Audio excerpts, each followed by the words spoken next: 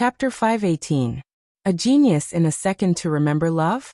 The internet provides you with wonderful novels to read.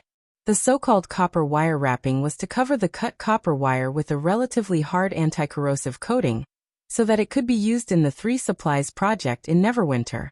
This process was easier than the previous coating of the inner tube, at least the thickness did not have to be so precise.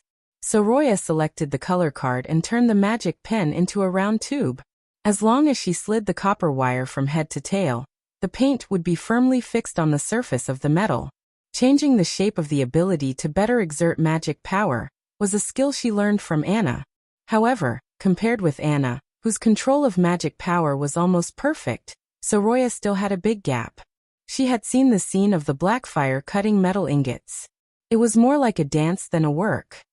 The 3 Blackfires turned into different shapes and cut into the metal from different angles, cutting it into a batch of identical parts or directly cutting a complete machine. It was not difficult to remember the magic power characteristics of the Blackfire at different lengths. The difficult part was to maintain the magic power output of several characteristics when working together with the Blackfire. To achieve this, magic power would probably be no different from limbs, and it might even be more flexible. Is this a vine? Lucia stared at the color painted by the magic pen and asked curiously. To be precise, it's the skin of a 10-year-old grapevine. So Roya explained, it's very difficult to twist and has a certain degree of hardness, which is very close to the requirements of His Highness. 10-year-old. Did you also have a requirement for the age when you collected them? Of course. She could not help laughing. Young vines are obviously softer and less resistant to corrosion and high temperature. In fact, not only the age but also materials such as wood, paper, and cloth have different properties when wet and dry. That's why I need to use the color card to record them one by one. In this way, it adds up to more than the formula of the metal. Lucia exclaimed. Not necessarily. Soroya tilted her head and thought for a while. Didn't elementary chemistry say that when the composition of a material is slightly changed, its characteristics may have a great change? However, there is almost no difference in the performance of the color card obtained by mixing 10% and 15% of the wood with water. Well, you can record the whole world with a pen, Lucia said in amazement. What an enviable ability. She smiled and did not answer. In her heart, she thought that Anna's ability was truly enviable.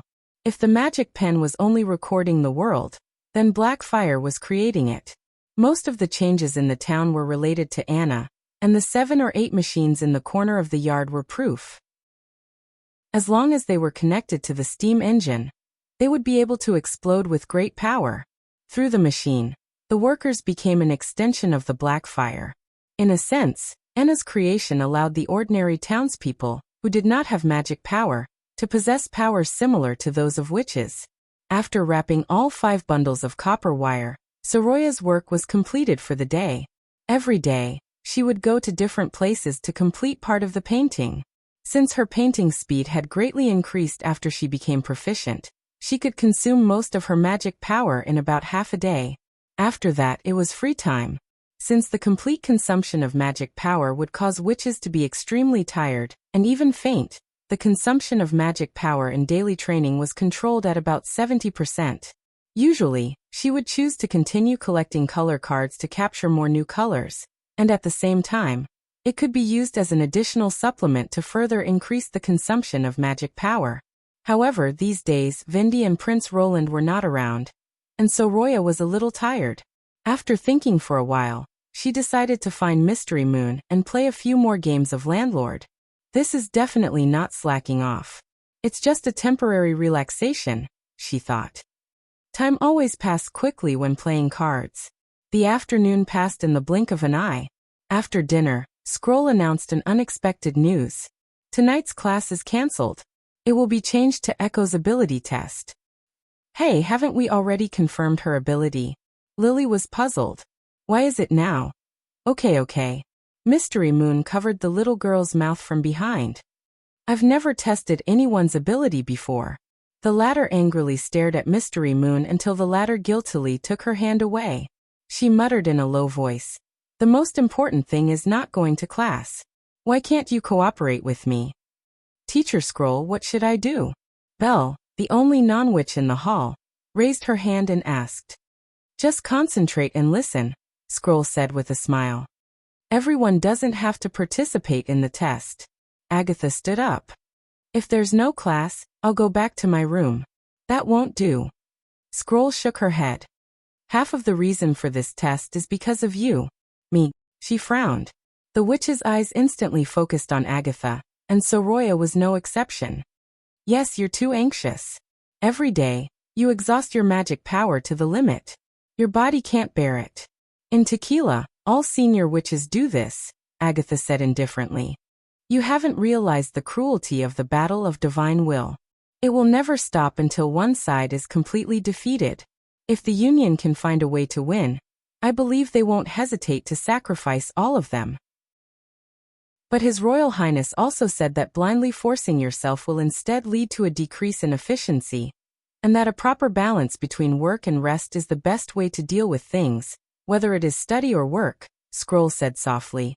I have already told him about your situation, and this test is also an attempt.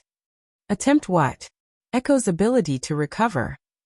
This sentence made the witches very surprised. Can she also heal the wounded like Nana? Soraya was also puzzled. Echo's ability was to simulate all kinds of sounds. Back in the Witch Cooperation Association, it was a dispensable ability. If she could heal the wounded, how could she have been rejected by Kara in the first place? Scroll paused for a moment. I don't know the specific reason, but this is His Highness' idea. She looked out the door. Are you ready? Let's start. Echo walked into the hall and stepped onto the podium. It was obvious that she was a little nervous. Everyone involuntarily held their breath, waiting for her to display her ability. The music started softly, like a clear spring, reverberating in everyone's ears. Then came the melodious singing. She wasn't imitating any sound, but singing with her own voice. In an instant, Soroya felt everything around her change. The stone castle gradually disappeared into the darkness, and her body was surrounded by warm spring water. The air was filled with the fragrance of grass, and a white mist surrounded her like a gauze. Above her head was the sky full of stars. The cool night breeze brushed her face, forming a sharp contrast with the warmth flowing through her body. She couldn't help but moan. Her body completely relaxed and immersed in this extremely comfortable spring water. Chapter 519. When he got home, Kalsichi saw a black envelope on the dining table at first glance. What's this? He looked at his wife, Sela, who was busy in the kitchen. By the way, an official from City Hall came this afternoon. His wife wiped the grease on her hands and put a pot of fragrant broth on the table. He said that His Highness wants you to go to King City. The ship responsible for picking you up will arrive in 2 days. Isn't he there looking for trouble with his brother? Why would he want me to go? It's simply a waste of time, Kyle frowned. This journey would take at least a week. His demands are really getting more and more excessive. He's your prince, the Lord of Neverwinter, my dear. Sela smiled and shook her head. And the official from City Hall said that in order to show his importance, he wrote a letter to you. This is a rare honor, isn't it? After reading it, remember to keep this letter well. Maybe it can be passed down as a family heirloom. What family heirloom? If it was the complete version of intermediate chemistry, it would be better. Kyle curled his lips and said, let's eat first. He'd better have a good reason.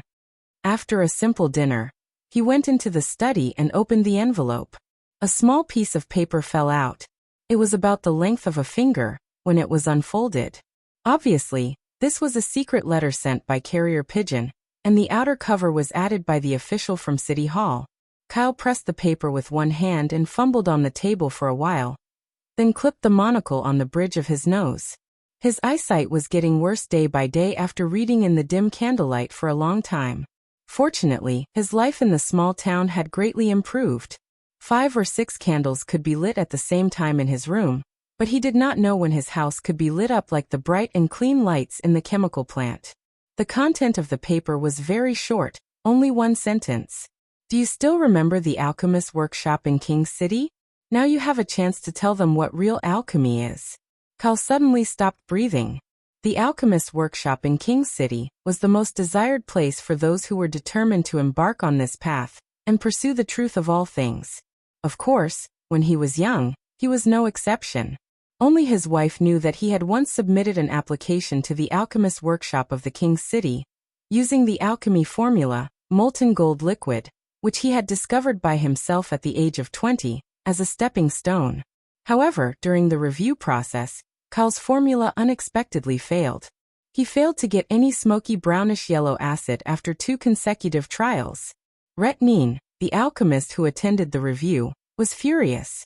He claimed that Kyle had deliberately wasted the precious raw materials of the association. Retnin not only did not give him a third chance to try, but also ordered the guards to take away his money bag and throw him out of the door. At the entrance of the association, Retnin took out 5 silver royals from his bag with a sneer and threw them in front of Kyle. He said that it was for Kyle's traveling expenses to get back to Redwater City, and the rest was to compensate for the association's loss. After saying that, he turned around and left, leaving Kyle in great shame.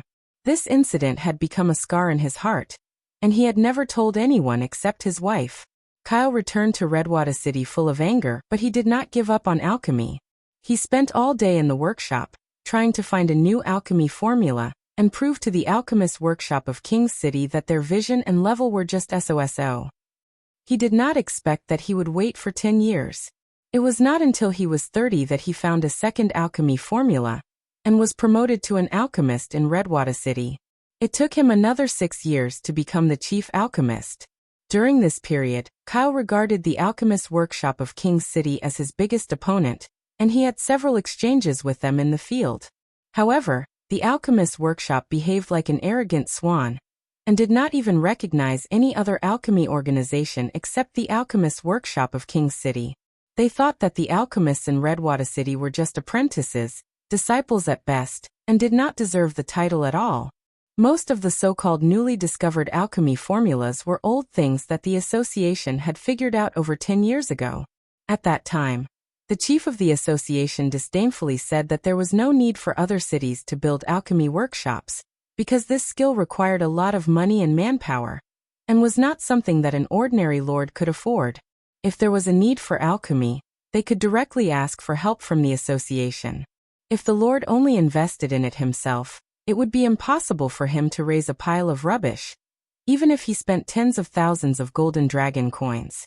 Although it was a little embarrassing to say it, Kyle knew that only the alchemist's workshop of Redwater City regarded the association as a competitor, and the latter did not take him seriously at all. This was also the reason why he was ecstatic about the success of the double stone acid-making method and the crystal glass firing method. The former could produce a large amount of precious acid, and the latter was the most sought-after alchemy product in the market. With these 2 achievements, even the Alchemy Union, who had their chin in the sky, could no longer treat him as if he was nothing. In the end, no one could have expected that what happened next would be so dramatic. His Royal Highness Roland Wimbledon, who was far away from the border, found him and opened a new door for him with a book called Elementary Chemistry. From then on, Kyle found that everything he had learned had become meaningless. Alchemy itself represented backwardness, and was destined to be eliminated. A new road of exploration lay in front of him. This time, the connection between everything was no longer full of chaos, but orderly. The past grudges had also become worthless. Whether it was the alchemist's workshop of King's City, or those precious formulas that he had painstakingly obtained, he could put them all down. It should be so. However, Kyle Sichi found that when His Highness mentioned this word again, his heart was still thumping, and an indescribable excitement quietly returned to his heart. The disdainful figure, the dusty silver wolf, the door that had been slammed shut, and the arrogant words that no other alchemy organizations except the alchemist's workshop of King's City were necessary to exist appeared in Kyle's mind again. Now you have a chance to tell them what real alchemy is. Kyle glanced at the note for the last time, stood up involuntarily, and walked out of the study. Sela. He suddenly stopped mid-sentence, noticing that there was an open package in the living room, in which several of his clothes were stacked.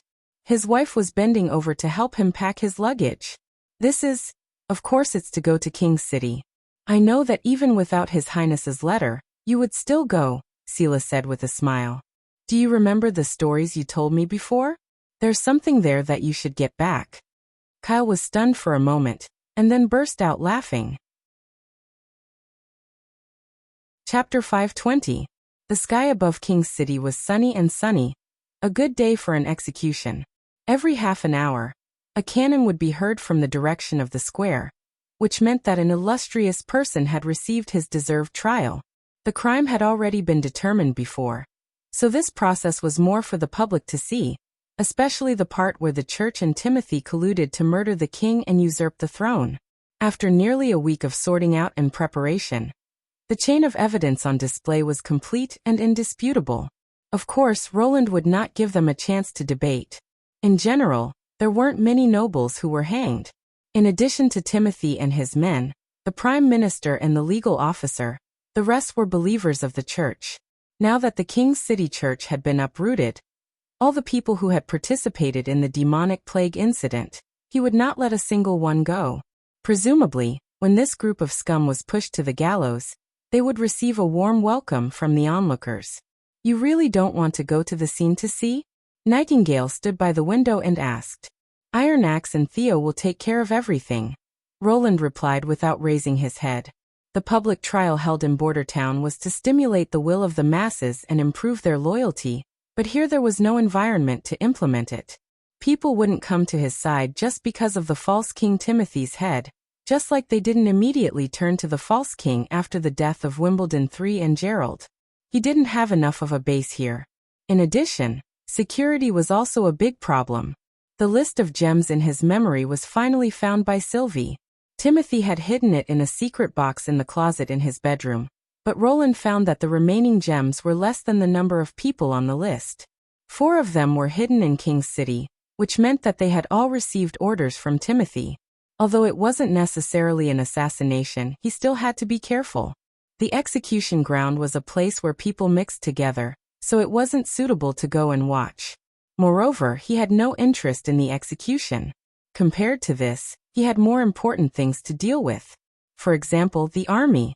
The casualties of the capture of King's City were finally detailed. A total of 33 people were sacrificed in the First Army, which was the heaviest loss since the founding of the army. Although they had defeated an enemy several times their number, many problems were still exposed in the street battles. The main problem was that they did not have enough firepower to demolish houses. Most of the casualties were caused by the berserk guards who suddenly rushed out of the houses on both sides of the street and killed their way into the ranks. If they could be equipped with some guns, grenades or blasting barrels, and advance while demolishing suspicious houses, the casualties would definitely be reduced a lot. Another issue was the number of conscripts. A first army of 3,000 soldiers was more than enough to sweep through the entire kingdom of Grey Castle, but it would be hard for them to occupy every place they conquered. After capturing the capital city, at least 500 people had to be left behind to maintain order. In addition to the upcoming Fallen Dragon Ridge and the southernmost region, the scale of the army was obviously not enough to deal with the war of public security. It was imperative to further expand the army.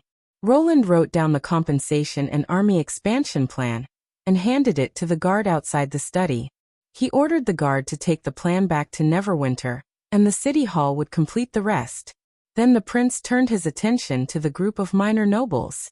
They did not have the power to call the wind and summon the rain in politics, but every one of them could be regarded as a contemporary intellectual who also yearned for the opportunity to be promoted.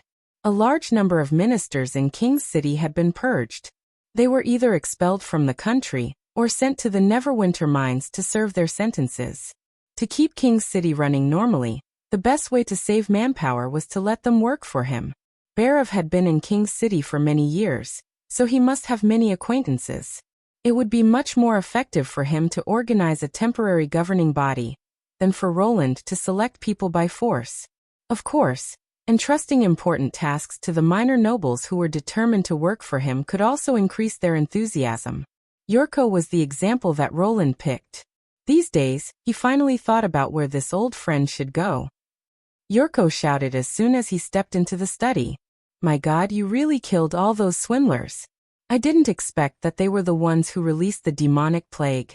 I couldn't believe it when High Priest Fairy confessed. It was a disgrace to God. Now the people in the square are praising your name, saying that it was you who saved them 6 months ago. Roland smiled. This was the information that Theo had arranged for the rats to release in advance, and it just happened to coincide with the rescue of the refugees 6 months ago. So presumably it would have a good publicity effect. As for praising his name, it was probably Yorko's flattery. Roland did not point it out. Instead, he pushed a beautiful sheepskin letter to Yorko. Look at this. Yorko opened the letter. His eyes widened as soon as he read it. You want me to be the ambassador of Grey Castle? Yes, a permanent one. Roland nodded.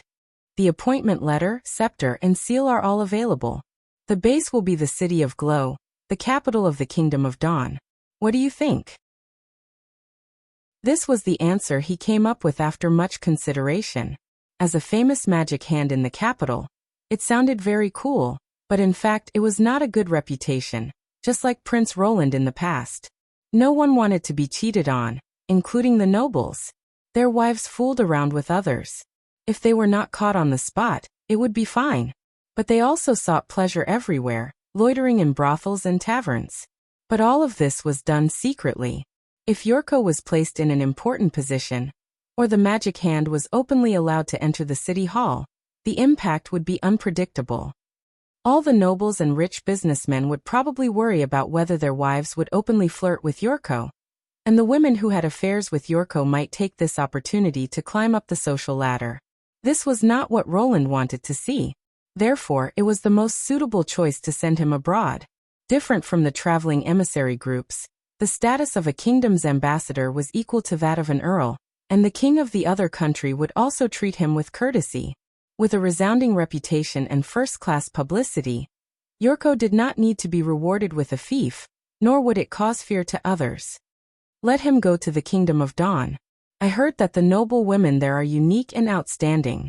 Maybe he can make a new world for himself. Yorko obviously saw this point. He knelt down without hesitation and replied excitedly, No, I'm willing. It was as if he was afraid that Roland would go back on his word. Then it's decided. Roland smiled. Before that, I'll arrange for the ceremonial officer to train you well. Chapter 521. Ancestor.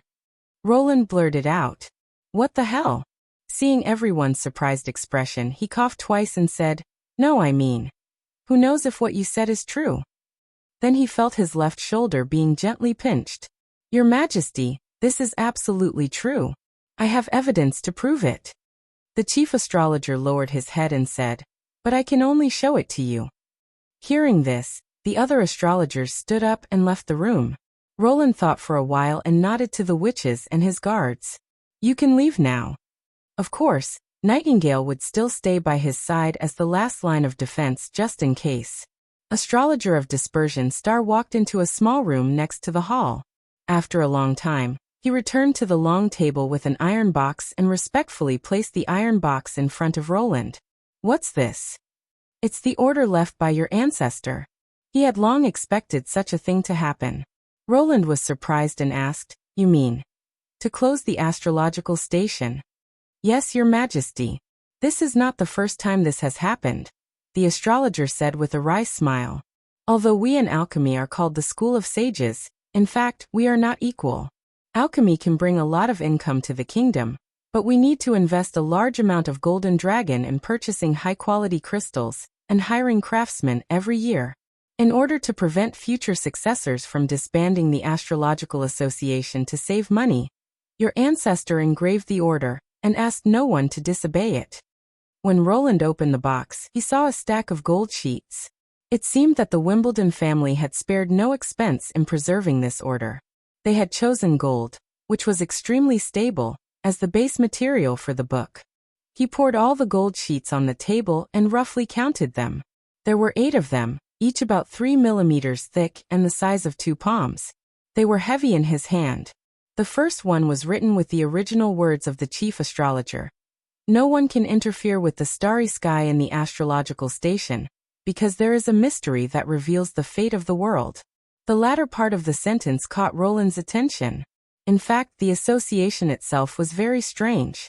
If astrology was really effective, Wimbledon III would not have been replaced by the church when he was defenseless. Instead, he would have hanged the high priest long ago. Moreover, even the astrologer of Dispersion Star had mentioned that the astrology platform produced very little. In other words, he did not treat divination as a product. His helpless expression was completely different from the one he had when they first met.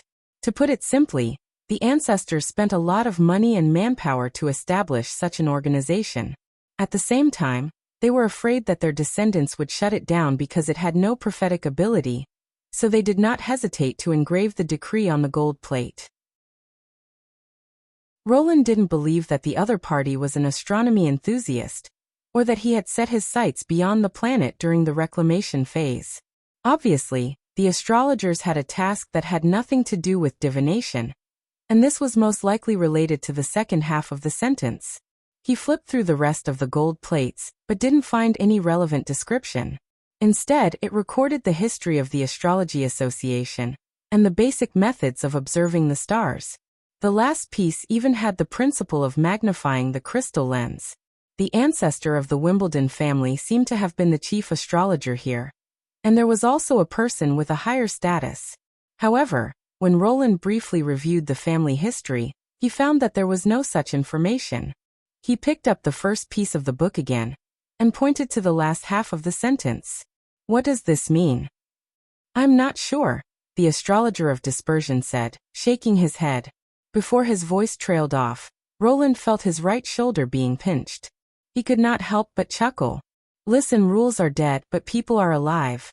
The decree left by the ancestor was probably correct when he was still alive, but times have changed. I don't want to be bound by a rule that has lasted for hundreds of years. Now I'm the king of Grey Castle, and I can do whatever I want. Do you understand? The astrologer of Dispersion Star widened his eyes. What? No. Even you know that you're wasting your money. You know nothing about the mysteries of the fate of the world. When father was murdered by the church, you didn't even warn him. Why should I keep you here staring at the sky like idiots? Stars can't be exchanged for a golden dragon. Pack up and prepare to go to the western region with me. The astrologer of Dispersion Star's face darkened when he heard Roland's words, thanks to the bad impression that Prince Roland had left on him in the king's city. After a long time, he gritted his teeth and said, "You'll probably regret knowing this news." "How would I know if you don't tell me?" Roland smiled. He had to admit that sometimes it was quite effective to pretend to be Prince Roland's playboy to intimidate others.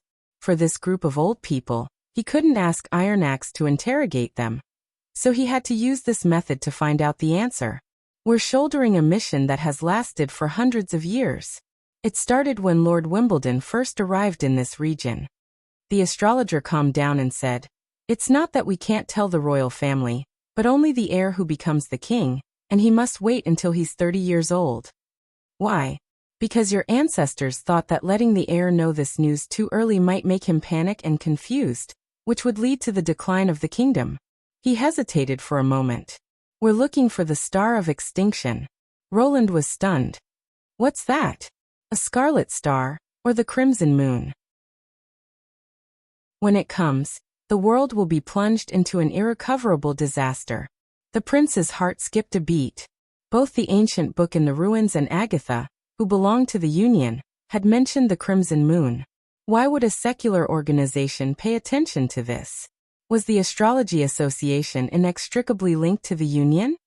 "Tell me more details." "All I know is what the former chief told me," Dispersion Star said in a low voice. "It's said that there's a red star floating in the sky. When it appears in the night sky like a crescent moon, the world will be destroyed. Our duty is to find it before it turns into a moon. If we can find its trajectory, we can predict the doomsday in advance. This is also the original purpose of astrology. Turn into a moon." Chapter 522. Roland shook his head with a smile as he watched Yorko leave in high spirits after saluting. He didn't mind helping those who had helped the fourth prince if they didn't have evil intentions. "Where's Vendi now?" Roland turned to ask Nightingale after dealing with this matter. probably practicing her ability at the top of the tower. Do you need me to call her? Yes. Call Sylvie Lightning and Maggie too. Let's go meet the astrologers. Roland nodded and said, we'll fly there. I see. Nightingale's eyes lit up. Even if someone wanted to ambush him, they could not pose any threat to the hydrogen balloon in the sky. This trip was absolutely safe. The messenger had told him about Kyle's departure, so the alchemist's workshop could be put aside for the time being. As another sage organization, he was very curious about the Astrology Association. Moreover, Roland had a huge doubt in his mind, waiting to be verified.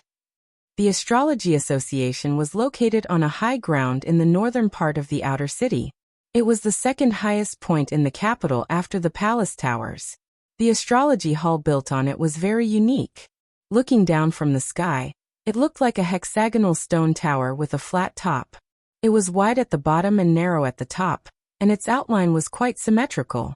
Roland naturally knew what symmetry meant in this era. Without excellent surveying skills and positioning tools, it was difficult to stack a large stone building in such a neat manner. It could be said that its construction was much more difficult than the magnificent bluestone city wall. The guards who had set off earlier had already surrounded the stone tower. After the hydrogen balloon was discharged, it slowly landed on the top of the tower.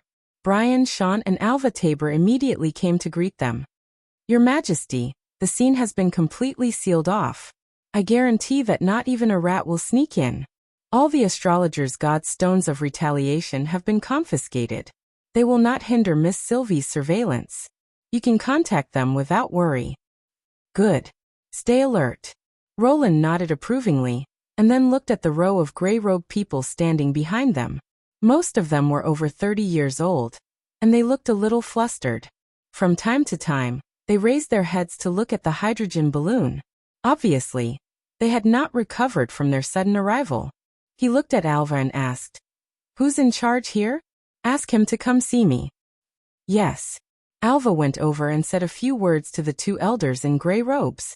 One of them followed him cautiously and said, Your Majesty, this is the chief astrologer of the King's City, astrologer of Dispersion Star.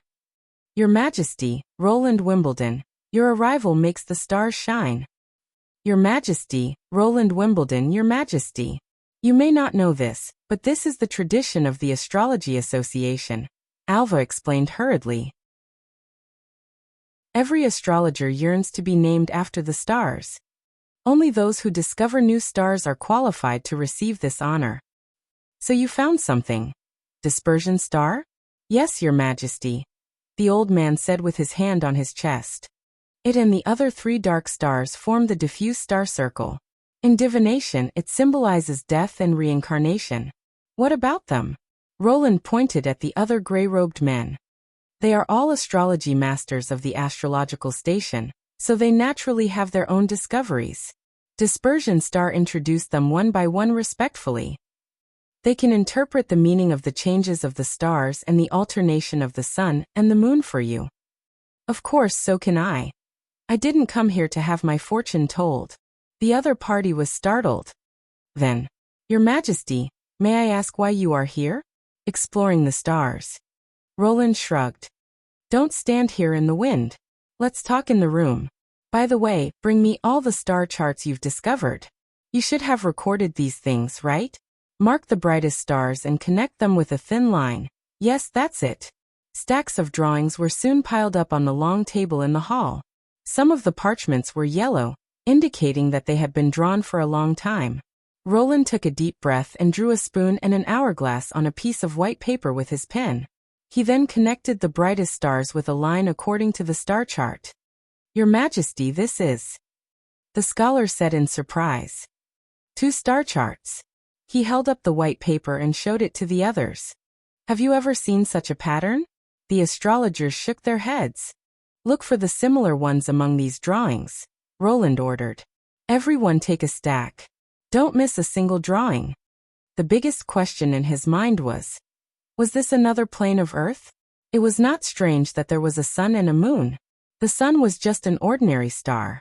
There were hundreds of billions of such stars in the Milky Way, and there were hundreds of billions of galaxies like the Milky Way in the universe. Therefore, it was not strange to encounter a stable star satellite system. The universe was so vast that anything could happen. However, he was not sure if the species were similar. The evolution of living things was full of coincidences. Even in the same environment, different life forms could grow up. Moreover, regardless of whether it was demonic beasts or demons, they didn't look like living beings born in the natural world. To solve this problem, he could only think of the star charts. The lifespan of a star was calculated in hundreds of millions, and its position was almost fixed. It had always been used by stargazers to determine the position or to place symbols on it. The only two star charts that Roland remembered were the well-known Big Dipper and Orion. If he could find them in the star chart, he could determine his position. After an hour, Roland still received no answer. During this period, he also asked the astrologer of Dispersion Star about several famous star charts, but he had no impression of the names. Moreover, the astrologers of Greycastle did not have the concept of astronomical phenomena according to the ecliptic, so they naturally did not have the famous 12 zodiac signs. In general, the density of the bright stars on these star charts was far greater than that of the constellations he had seen. In a sense, the stars would only appear when the observation point was closer to the center of the galaxy. Because the closer to the center of the galaxy, the more stars there were. Therefore, the possibility of this place being Earth was very small. This answer made Roland feel slightly disappointed. He exhaled and glanced around the hall. How many people are there in the Astrology Association? Your Majesty, there are 9 astrologers, 156 apprentices, and 67 handymen and craftsmen. The astrologer of Dispersion Star replied. Your Majesty, I plan to close the astrological station. Pack up and follow me back to Neverwinter. His words made everyone's expression change. Alva said in a panic, Your Majesty, how can you? I don't believe in divination. I only believe in my own choices, Roland said casually. And I'm the king of Greycastle, so I can naturally close this place. In the Western region, you'll learn the real knowledge of astrology instead of seeing it as an illusory trajectory of fate. Chapter 523. Roland could not help but feel a little surprised. Although these theories were common sense in the future, it was not easy for an astrologer who lacked the means of observation to figure out the orbit of the stars. The same goes for the star of extinction. Dispersion Star continued. It's said that the cycle of its appearance is as long as 400 to 500 years. That is to say, its orbit is very wide, and it takes such a long time for it to approach us. However, the sun and the moon are right beside us, and it only takes 1 day and 1 night to finish the journey. He took a breath. As we all know, the farther away something is from us, the smaller it looks. It should be the same in the starry sky. Therefore, when the star of extinction approaches us, it will change from a dark star to a bright one, and finally to a crescent moon. Have you found it? Dispersion Star shook his head. The mission handed down hundreds of years ago didn't specify the time of its arrival. Therefore, the star of extinction is probably still in a corner of the starry sky, too far away for us to observe. For the past several decades, you've been doing this kind of thing. Yes, Your Majesty, the old man said tiredly. I became an apprentice of the Astrology Association 40 years ago, and I've never stopped looking up to the sky. Before I became the Chief Astrology Association, I didn't know why I had to stare at a starry sky that hasn't changed for decades. In addition to identifying stars and recording seasons, astrologers will also predict good or bad luck on festivals or happy days. However, it's just following the will of the king, not really predicting the future. All of this must be kept a secret. Only by maintaining the reputation of the sage of astrology can we attract more apprentices. Do you regret it? Dispersion Star shook his head. If it were 10 years ago, I might have regretted it. However, since I became the chief and took over the responsibility from astrologer Falling Star, I've understood what I've been looking up to. This will be a real astrology, an unparalleled prophecy, and also the meaning of the Astrology Association's existence. It's a pity that I don't have much time left to look up to it. Dispersion Star was right. His hair was all white, his face was wrinkled like a mountain, and his forehead was covered with brown spots. Roland thought that his life would come to an end in 2 or 3 years. If it really is a world-ending disaster, didn't our ancestors pass down any strategies to defend against or avoid it? That's a problem for you to consider, Your Majesty. The scholar squeezed out a smile. The astrological platform is only your eyes. It's the king's responsibility to lead the people to survive the disaster. That's why you can't turn it off. Even if the earth shatters and the sky rains fire, as long as you can predict it in advance, the chances of survival will increase. Roland couldn't help but be in awe. He looked up day after day just to verify this prophecy.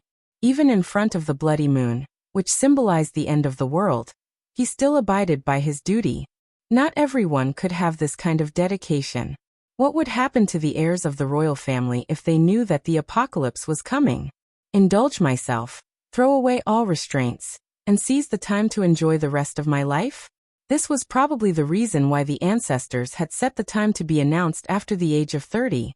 After a long silence, he asked the last question. There are also astrological associations in other kingdoms. What is their purpose? Is it also to find this star of extinction?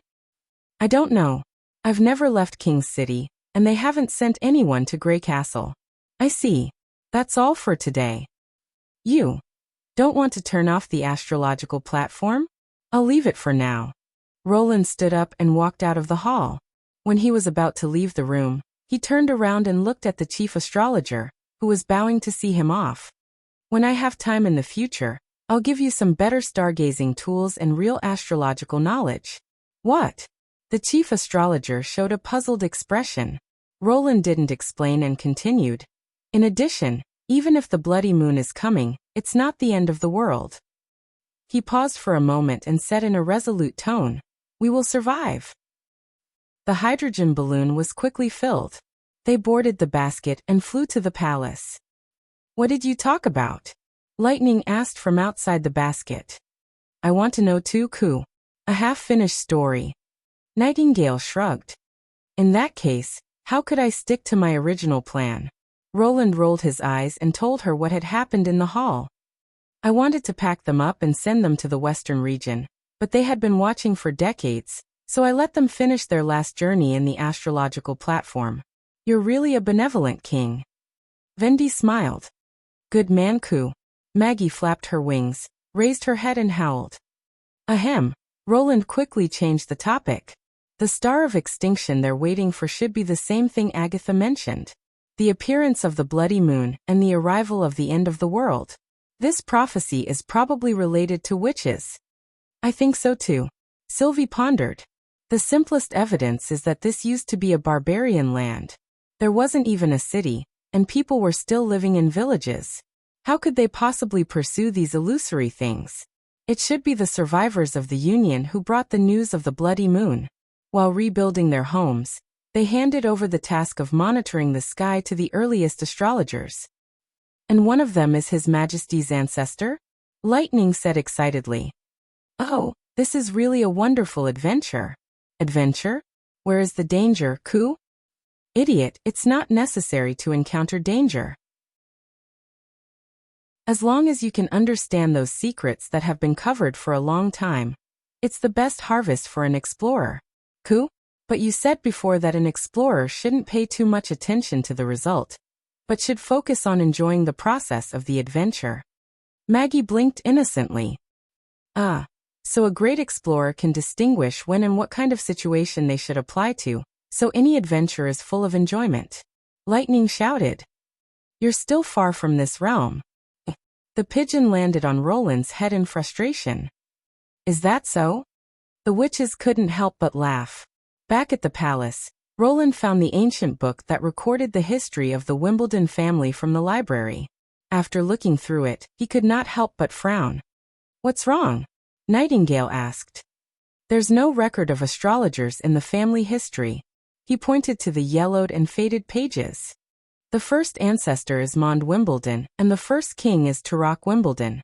Whether it's the construction of the astrological tower, or the higher status of the ruler, there's no mention of them. Someone erased this part from history. Who would do that? she asked in surprise. The person who wrote this book is the successor of the previous generations, right? Yes, a new book will be added after a new one is written, so it shouldn't be left out, Roland said slowly. According to the conditions of the city's construction at that time, and being able to engrave instructions on the golden sheets, there should be a record of this person. Chapter 524. What did you say? Kar Kant, the lord of the city of Evernight and duke of the northern region, stood up in disbelief and stared at the messenger in front of him. The cup on the table fell to the ground with a crisp sound. Your Excellency, I saw it with my own eyes. The messenger lowered his head even more. It took the rebel king only one day to break through the city wall of the king's city.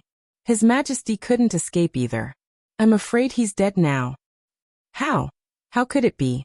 Kar murmured. That's the king's city.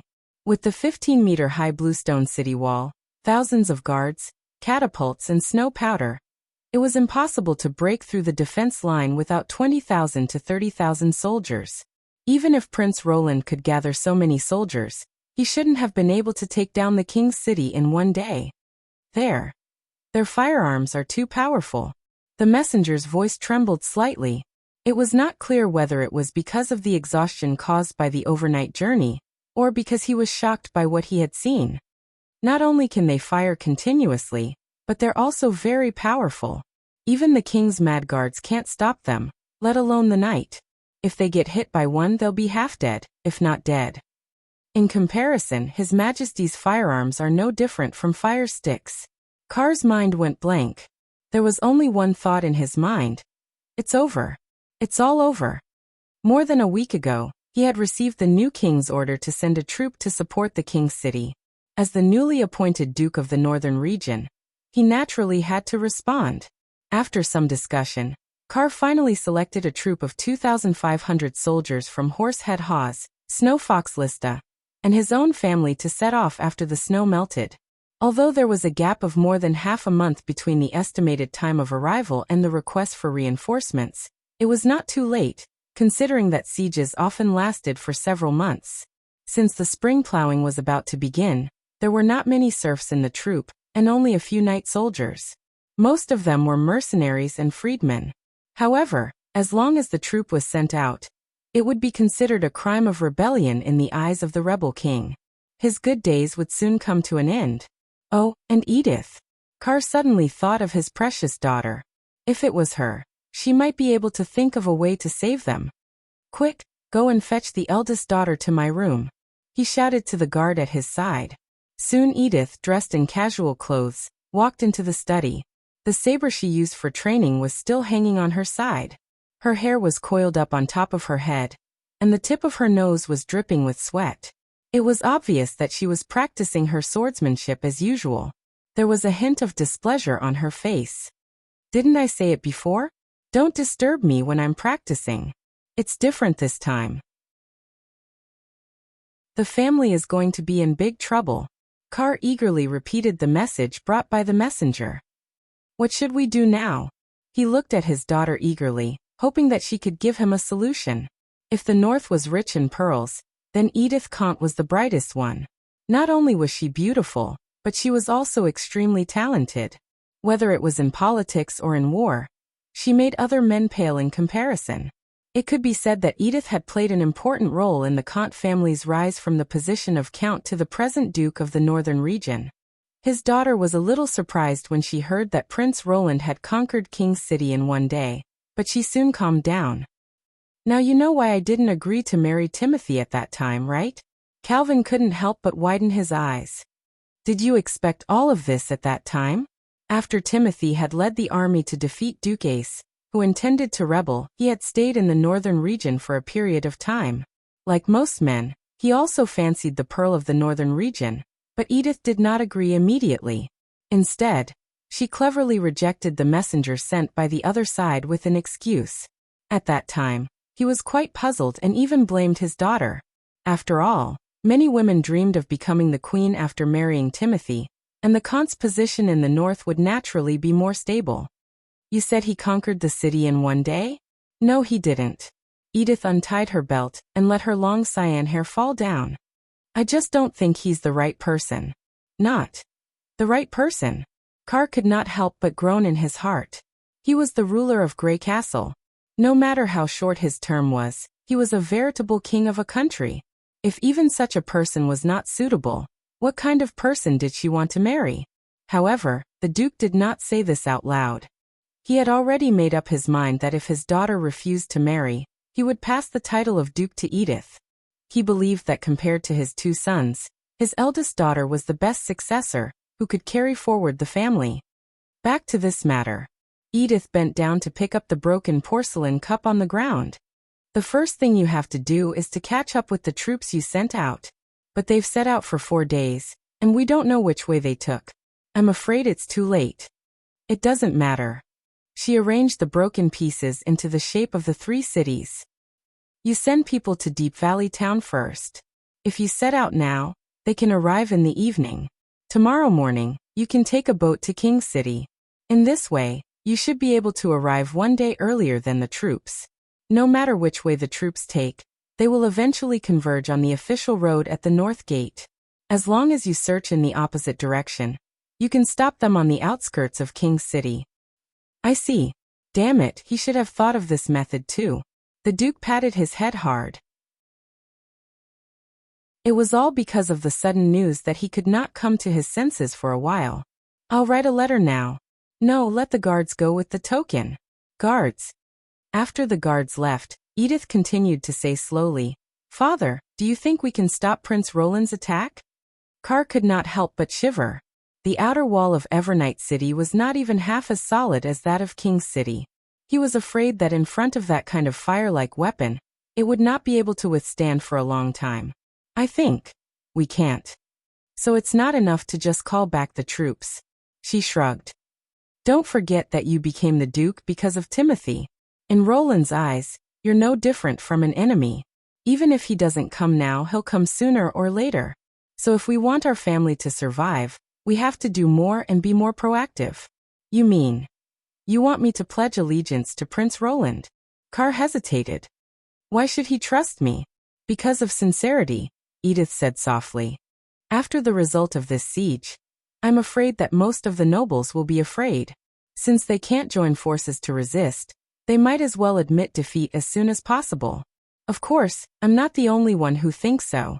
So we have to show our sincerity. Otherwise, how can we stand out among the other nobles? What kind of sincerity? Edith smiled and pulled out the wooden training sword with one hand. Before Carr could react, she smashed 2 of the 3 pieces on the table into powder like lightning. Chapter 525. In the evening, Carr summoned all the nobles of the northern region to the castle. The banquet hall was ablaze with a roaring fire, which cast shadows on the walls. The swaying flames made the shadows dance up and down, like a weird mural.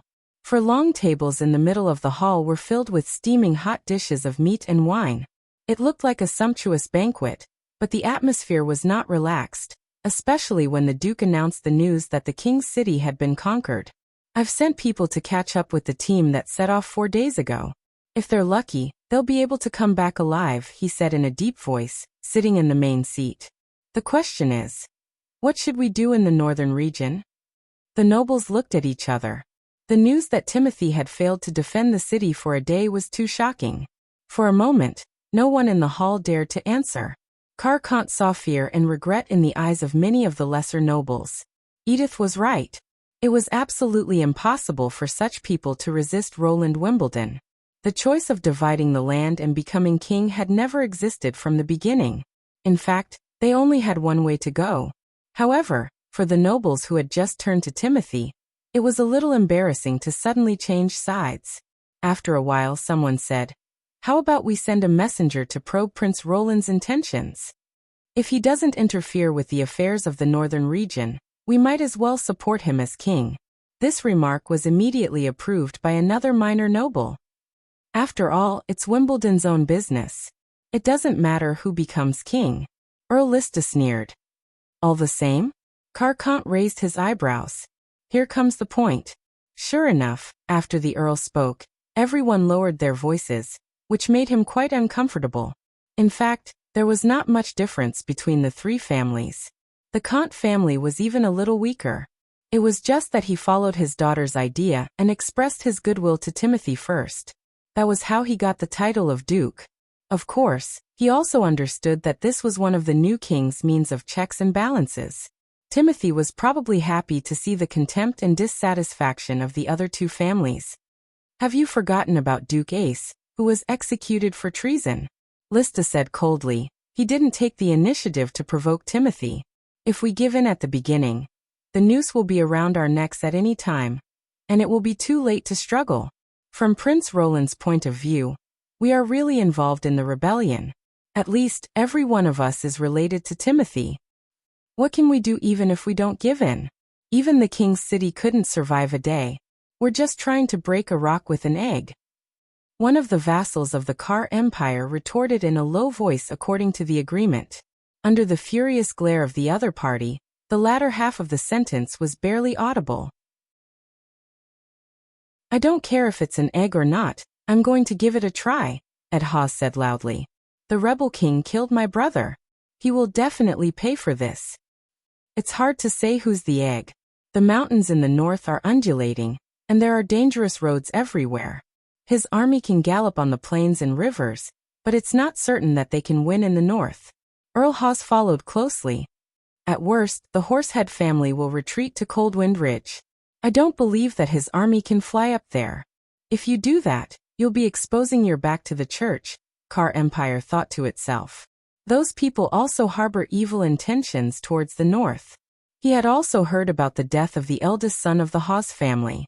It seemed that he had died in a battle against the Lord of the Western region. But how could there be no deaths in a war? If shouting could make the other party pay the price, then there would be no need for a knight's sword and armor. The voices in the hall gradually became noisy. Due to the statements of the Lista Empire and the Hawes family, those who wanted to stay put and prepare for the attack gradually overwhelmed those who took the initiative to inquire about the situation and express their goodwill to Prince Roland. Although Calvin kept his mouth shut, he was starting to feel anxious in his heart. Will Edith be in trouble? After a long silence, Earl Lista looked at him and asked, What do you think, Your Excellency? Kar Empire's heart trembled. It was finally his turn. I called all of you here because I want to hear everyone's opinions. After all, this matter concerns the future of the North. We can't be too cautious. Earl Hawes interrupted impatiently. Enough. I'm afraid you've already decided to pledge your loyalty to Prince Roland. Otherwise, why would those who express their weak opinions be your vassals? If you hand over your power now, you'll be a lamb waiting to be slaughtered. Calvin almost couldn't help but throw the wine glass in his hand. In that case, we have nothing to talk about. Lista Empire stood up and walked towards the entrance of the banquet hall. By the way, if you want Prince Roland to spare your life, you can also tie Edith up and offer her to him. I heard that guy is very attracted to beauties. The laughter of the crowd came to an abrupt end with the Earl's silence. Everyone could see the tip of a sword protruding from his back. The bloodstains on it shone dimly under the light of the fire. Are you talking about me, Your Excellency Snow Fox? I can't pretend that I didn't hear you. The Earl's body slid to the side. A tall and slender armored warrior appeared in front of everyone. She pulled out her sword expressionlessly, stepped over Lista Empire, who was still twitching and struggling, and walked into the hall. It was Edith Kant. Kar Empire's heart immediately calmed down. There were dark red bloodstains all over her armor, and it was obvious that she had just gone through a fierce battle. Even so, her elegant demeanor was still the same as usual, and there was a hint of killing intent in her beautiful face. Then, a group of sword-wielding warriors filed in and surrounded the hall in an instant.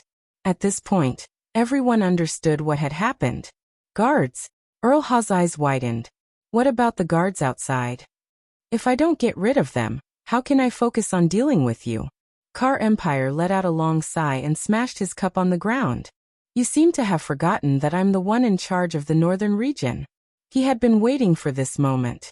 This kind of banquet would be held once in a while. The nobles were not very vigilant. There would not be more than 100 guards accompanying them, and most of them were stationed outside the castle district. It was the perfect time to catch them all in one fell swoop. When the guards of the other party were successfully dealt with, the situation was basically set. Of course, the decision-maker and executor of this plan was his daughter, the Pearl of the Northern Region, Edith. The door of the banquet hall slowly closed. The fire in the furnace swayed with the cold wind. The vassals of the two families pulled out their swords, while the lesser nobles were scared out of their wits. "You're crazy," Ed Hawes said through gritted teeth. Car Empire no longer cared about arguing. Those who lay down their weapons and surrender will be spared. If anyone resists, kill without mercy. Chapter 526. The hall erupted into a frenzy. The wooden table was overturned, and the dishes on the table made cracking sounds. Soup flowed through the cracks in the stone floor. It was the first time the two sons sitting beside the Duke had witnessed a life-and-death battle at such a close distance. The older Cole pulled out his sword and stood in front of his father, but his posture was extremely stiff. He did not have the carefree attitude he had during his daily training. The 17-year-old Lance simply shrank behind his chair. Calvin sighed inwardly. If it wasn't for Edith, the two of them might not have been so pathetic. However, when compared to the Pearl of the Northern Region, the gap between them was huge. Perhaps even they themselves had already accepted their fate and lost the courage to chase after her. The Duke looked towards the center of the banquet hall. His eldest daughter had already set her eyes on Ed Hawes, the strongest person present. She first picked up a bottle of ale and smashed it at him, forcing him to turn around. Then, she leaped up onto a long wooden table and swung her sword at him from above. Her movements were as swift as a snow civet. Ed hurriedly blocked, and sparks flew from the point of contact. In a few breaths, Edith had already swung her sword 5 or 6 times. The clanging sounds formed a chain, like the footsteps of the Grim Reaper approaching. But at this critical moment, Ed exploded with an astonishing aura and completely dissolved the attacks. The two of them were locked in a battle around the long table. Several Hawes family knight had fallen to the sword, but he did not retreat. Instead, he became more and more courageous as he fought. Carr could not help but worry. Edith had already gone through a huge battle. The bloodstains on her armor were proof. Even if she was not injured, she must have used up a lot of energy. In addition, women were naturally weaker in terms of strength. This kind of entanglement was obviously disadvantageous to her. But there was not a trace of fear on Edith's face. Her eyes were fixed on her opponent. Her bright eyes were like twinkling stars. Every time she swung her sword, sweat could be seen on the tips of her hair. Even though her strength was gradually weakening, she still chose to use airtight attacks to suppress her opponent. Ed seemed to have noticed this. He roared and raised his sword to counterattack.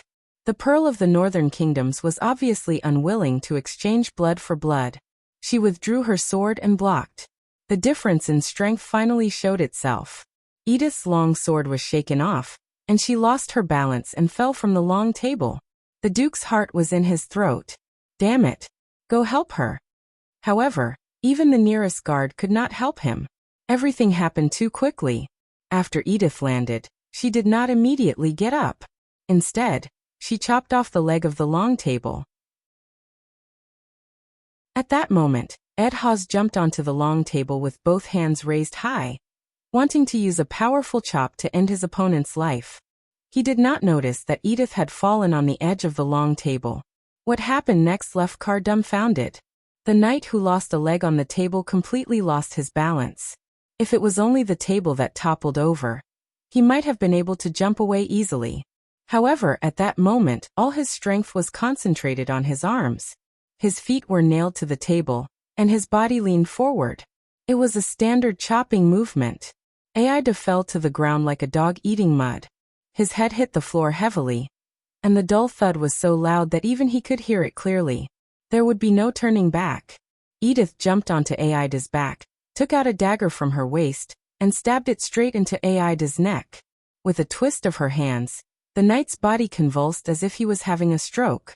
Was this a coincidence? No. The Duke realized that he had fallen into Edith's trap the moment he jumped onto the long table. From the beginning, when his opponent occupied the high ground to the time when he took back the high ground, he saw hope in his heart to turn defeat into victory. And the advantage he had accumulated from competing in strength made him think of violent attacks as the best way to determine victory or defeat. The opponent's increasingly weak resistance boosted Aida's confidence, so he used all his strength in the last blow. If it was a normal fight, Edith would never be able to block this blow. But this also made him completely lose the chance to adjust his balance. In the face of 3 times the number of their own, the resistance of the 2 nobles did not last too long. After a quarter of an hour, the banquet hall quieted down again. The fire was still burning quietly, but there was a bloody smell in the wantonly flowing wine. The Duke walked down from the main seat and looked around. The lesser nobles all lowered their heads, and no one dared to look at him. Earl Lista and Earl House have been punished for plotting against King Wimbledon. Now you have a choice. Will you obey the 2 bodies on the ground, or will you serve the new king? This time, the answer was uniform, and no other noise could be heard. That's it? In the study, Carwin wiped the blood on his daughter's forehead with a handkerchief. Will King Roland Wimbledon accept us? You called him a rebel king yesterday, Edith joked. You've decided to submit to him so soon? That's what you said. The Duke glared at her. Since we can't win, we might as well surrender as soon as possible. If we can't win His Majesty's trust, we'll become the enemies of the nobles. The execution of 2 great nobles without a trial by the arbitral tribunal had broken the basic bottom line of the nobles' war. If it weren't for the fact that the Kingdom of Greycastle had been at war for the past 2 years, and that the lords had changed one after another, as well as the example set by Timothy, he would never have dared to kill them as Edith had suggested. I don't know. What? The Duke's heart trembled, and he almost dropped the handkerchief. You don't know? Yes, we can only try our best to show our sincerity, but the final decision of the northern region is still Prince Roland himself. Don't get it wrong, Father, Edith said carelessly. He may still send his trusted followers to take over the northern region, and your title may also be cut off. This is not something to be surprised about. I only know that if we don't try, the Comte family will have no chance. Compared with the doomed destruction, at least we have a chance to continue. Carwin was stunned for a long time, and then he sat down in a chair sullenly. He knew his daughter was right, but he still found it hard to accept such an answer. He did not want to lose the title of Duke. Edith suddenly laughed. Don't be discouraged, Father. Tomorrow morning, you still have to take advantage of the situation to recover the mansions and fiefs of the 2 earls. Besides, the final outcome of this matter will largely depend on how capable the person who defers to us can be. She paused. Sincerity is the ticket to our negotiation, but ability determines the outcome of the negotiation. Carwin frowned. You mean? Chapter 527. King's City. After a year and a half he was back. Barav looked at the cyan stone wall that was gradually becoming clearer, his heart filled with excitement. In fact, from the moment he had received the order, his mood had not calmed down. His Royal Highness the 4th Prince had defeated Timothy as expected, and had done it so cleanly and efficiently. The result had once again proved that no one could resist the army of the Lord of the Western region. Of course, it was no longer appropriate to still call Roland the Lord of the Western region. He was now the only son of Wimbledon III, the inheritor of his bloodline, and the legal heir of the royal family. The obstacles to his ascension had been swept away. It was foreseeable that Roland would soon be crowned king, and he would also become the prime minister whose power was second only to the king. This joy made Barav immersed in boundless reverie. When those old friends who missed him saw that he had climbed to a position that they did not even dare to imagine, what kind of expression would they show? Shock, jealousy, envy, even if they gnashed their teeth, forced a smile, and desperately tried to please him? These scenes made him physically and mentally happy just thinking about it. It would be even better if his former mentor, the Minister of Finance, Lauren Moore, could see this scene. The cement boat slowly docked at the suburban pier. Barav walked down the trestle, and together with Kyle Sichi and the others, they passed through the familiar streets and entered the inner city palace under the escort of the soldiers of the First Army. The two-tower palace was still as majestic as he remembered. In the past, he could only look at it from his small room in the city hall, but now he could walk into the palace above board. He went straight to the study of the tower, and saw Roland Wimbledon again. Behrov knelt down on one knee with excitement and said, "Your Majesty, the kingdom of Grey Castle is yours." In fact, not yet. The eastern region and the northern region are still the territories of Timothy's remaining forces. Roland smiled and said, "Get up quickly, we still have many important things to discuss." His expression was as usual, and his tone was calm and approachable, as if he was completely unaffected by the upcoming title of king. Behrov's attitude became even more respectful. He slowly stood up, placed his hand on his chest, and replied, "Yes, Your Majesty.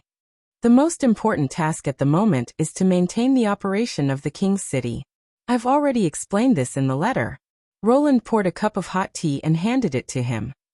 "Do you have a preliminary plan?" Behrov hurriedly took the teacup. "It's not difficult to maintain the current order. You can let me handle the minor nobles. They will understand the pros and cons. Besides, I've brought 10 of my most outstanding disciples from the border area. Some of them are proficient in business, and some are good at taxation. Even if I'm not here, they'll keep an eye on the city hall, and those nobles won't be able to steal anything." He paused for a moment and then added, "But you have to let the First Army stay behind, cooperate with them in the supervision work. Without the guarantee of force, the supervision will not be able to play the role of warning." Roland looked a little surprised. "Don't you want to stay in the capital?" "Of course not, Your Majesty," Behrov replied without hesitation. "The government affairs of Neverwinter are much more complicated and important. I can't leave for too long. If you handle these trivial matters yourself, it'll be too tiring. Please let me continue to manage the Neverwinter City Hall for you. It's more suitable for me to serve you." He was very clear that since His Majesty had decided that Neverwinter would be the new capital of Grey Castle, it would surpass the city sooner or later. Now that Grey Castle's population and development potential had surpassed King's City, and with the launch of the new batch of recruitment plans, Neverwinter would undoubtedly surpass any big city in the Four Kingdoms. Although he could experience the wailing of those old friends in King's City, he would get tired of hearing it too often. Moreover, these wailing would not bring him power. Instead, it would gradually pull him away from the center of power. Behrov was well aware that only by appearing in front of His Majesty often could he leave a deep impression on him. Roland stared at him with great interest for a while, until Behrov lowered his head guiltily. Roland then agreed. "That's all. But the premise is that King's City won't fall into chaos because of the change of officials in the city hall. You should know that I need everyone in this city." His Majesty then asked Behrov about the mining and farming situation in the Longsong area, especially about the latter, including whether the serfs were responsible for the division of fields and the promotion rules had been properly announced. Fortunately, Behrov was very clear about Roland's preferences. He had learned about them from Perrault in advance, so he answered smoothly and His Majesty could not help but nod. The afternoon passed quickly. After asking the last question, Roland patted Behrov on the shoulder with satisfaction. "You've done a good job. Now I can rest assured while leading the army to fight outside. Let's have dinner first. Tomorrow, we'll talk about the development plan of the Longsong area." "Yes." Behrov hesitated. He found that the coronation was the only thing that Roland did not ask about. "Your Majesty, when are you going to ascend the throne and announce it to the world?" "I don't plan to do that at the moment," Roland replied casually. "What?" The director of the city hall could not believe his ears. "It's better to carry out this kind of thing as soon as possible. It can bring you great prestige and unite the people in your territory. It won't do you any harm. Why do you?" "Because of time," Roland interrupted him. He got up and walked to the window, looking at the magnificent city in the dusk. "I've asked the ceremonial officer. A complete coronation ceremony will take several months to prepare. In addition to casting the golden crown and gemstone scepter, we also have to send invitations to the church and the other 3 kingdoms. We can't start until their messengers arrive. Even if we exclude the holy city of Hermes, the kingdom of Everwinter, and the kingdom of Wolfheart, It will still take more than a month to contact the Kingdom of Dawn, which will seriously hinder the second half of the spring offensive. You can simplify the process. That way, the prestige will be greatly reduced, or even negatively affected. He shrugged. Even Timothy followed the process, so I can't be more anxious than him. But the ambassador to the Kingdom of Dawn will set off soon. I'll ask him to bring the news with him. It won't be too late to think about it when I get a definite answer. After Barov left, Roland let out a sigh of relief. There was another reason he did not explain to Barov, which was that he was deeply influenced by the idea of accumulating grain before becoming king. Now he only occupied the western region, which was less than 1/3 of what Timothy had when he was king. It was better to restrain himself before the church officially attacked the Kingdom of Dawn. It would be troublesome if Hermes targeted him first. Although he was not afraid of openly falling out with the church, he did not want to make others hate him. Then he summoned Kyle Sichi to his study. Chapter 528. The refining hall in the Eastern City District was Retnin's favorite place. The apprentices and disciples carried the required materials back and forth. Steam rose from the utensils, and the smell of sulfur and acidic water lingered in the room. Occasionally, the sound of glass bottles shattering and the loud curses of alchemists could be heard. This place was always full of vitality. Even though he had already been promoted to one of the 3 chief disciples 2 years ago, and had his own independent alchemy room, the bustling and chaotic hall made it easier for him to burst forth with inspiration. Alchemy was just like this busy scene. When all kinds of substances were mixed together, most of them would become more turbid. Only a few could stand out and blossom with a bright brilliance. The crystal glass was like this, and so was the strong snow powder. After being burned, melted, and mixed, no one knew that gray sand and black charcoal could be transformed into such a wonderful thing. This was the charm of alchemy. People were no exception. Every year, a large number of new apprentices joined the Alchemist Union. However, only a few of them could shed their rough and dull appearance and become the brightest stars of the Union. Retnin was one of them. It had taken him 34 years to be promoted from an apprentice to a chief alchemist union. Now he was nearly 50 years old, and about to reach the end of his life. However, he felt that his life was complete now that he could comprehend the beauty of the sage's study. However, the recent events in King's City made Retnin feel a little uneasy. The biggest change was the succession of the king. After Prince Roland hanged Timothy, he had become the unquestionable successor. This had nothing to do with the Alchemist Union. No matter who the king was, they only needed to provide alchemy products. However, when the strong snow powder was given to Timothy as a war material, could they still stay out of it? King's City had gradually returned to peace, but Prince Roland did not visit the Alchemist Union. Instead, he went to the astrological tower, which seemed to be a bad sign. Are you still thinking about the astrological association? Someone beside him suddenly said. It's not like you to be in a daze by the window with a bitter face. To be able to speak to him so rudely, he must also be a first seat. He tilted his head and looked at Rayleigh, whose hair was also white. What do you think? His Royal Highness the 4th Prince is planning? He thinks those guys who stare at the stars all day are wasting money. What else could he mean? Rayleigh said nonchalantly. It's a pity that he didn't insist on his opinion. Those people don't deserve to be called sages at all. They should have been dismissed long ago. As one of the 2 great schools, the Alchemist Union had planted its own spy in the Stargazer Association. He had heard a little about the purpose of Roland's visit to the astrology station. However, he did not know what the chief astrologer had discussed with Prince Roland. In the end, he gave up the idea of closing the astrology station. What's wrong? Are you worried that the Alchemist Union will also fall to such a state? He patted Retnin on the shoulder and said, Don't forget how much profit our products can bring to King's City. As long as the restrictions on the production of crystal glass and perfume are lifted, the golden dragon earned in a year or 2 will be enough to fill up the prince's bedroom. Will he be willing to close the association? But the association will refine strong snow powder for Timothy. So what? Can we disobey the king's order? Rayleigh snorted. If he has any common sense in his head, He won't use this as an excuse to blame us. Besides, he also has a large number of snow powder weapons. Didn't he get the formula from the defector boar? It's also the Alchemist Union's credit that he successfully conquered King City. Maybe we'll be rewarded if we give him a better mixture formula. I hope so. Retnine nodded and felt a little relieved. As Rayleigh had said, the Alchemist Union was a big gold producer. Prince Roland might have been caught up in some trifles that he did not come immediately.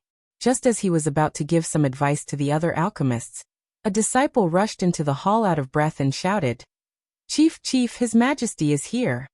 What? Where is he? Following Retnin's exclamation, the noise in the hall suddenly quieted down. Everyone turned to look at the newcomer. Above the courtyard, the disciple swallowed and said, "His Majesty came from the sky." Retnine and Rayleigh looked at each other and saw the surprise in each other's eyes. "Tell Chief Archer to come here. The rest of you, follow me to meet His Majesty." Yes. Outside the Alchemist Union, a huge floating ball occupied almost half of the sky. Soldiers armed with snow powder weapons had surrounded the courtyard. After they searched both inside and outside the Union, the floating ball began to descend slowly. That should be the device that Prince Roland used to carry the witches to the astrological tower, Rayleigh whispered to Retnine. "I didn't expect it to fly. Anyway, he's finally here." Retnine was a little relieved. He grabbed Rayleigh's arm and said, "It's okay for us to call him Prince in private, but we have to be respectful when we meet. Even if he doesn't have an enthronement ceremony, he's still the king of Grey Castle. Don't be too casual." "Don't worry. I know what I'm doing," Retnine said with a smile. The basket landed steadily. A spirited gray-haired man came forward under the protection of the guards. He didn't wear any gorgeous clothes, nor did he wear a crown or scepter, but his every movement had an unquestionable majesty. He was completely different from the incompetent fourth prince who was previously rumored to be. Next to him was an old man in a robe. Retnine found the old man looked familiar to him. "Your Majesty Wimbledon, welcome to the Alchemist Union." Led by the three chief alchemists, the alchemists bowed together. His Majesty smiled and said, "When I was still in King City, my father often mentioned you. Crystal glass and perfume are all very popular alchemy products. They are even sold to the Fjord Islands and bring great returns to the palace. So when my father sent me to Border Town, I built an alchemy workshop there." Uffed. Rayleigh almost burst out laughing. Retnine tried his best to control his laughter, but he did not show it on his face. "That's not easy, Your Majesty.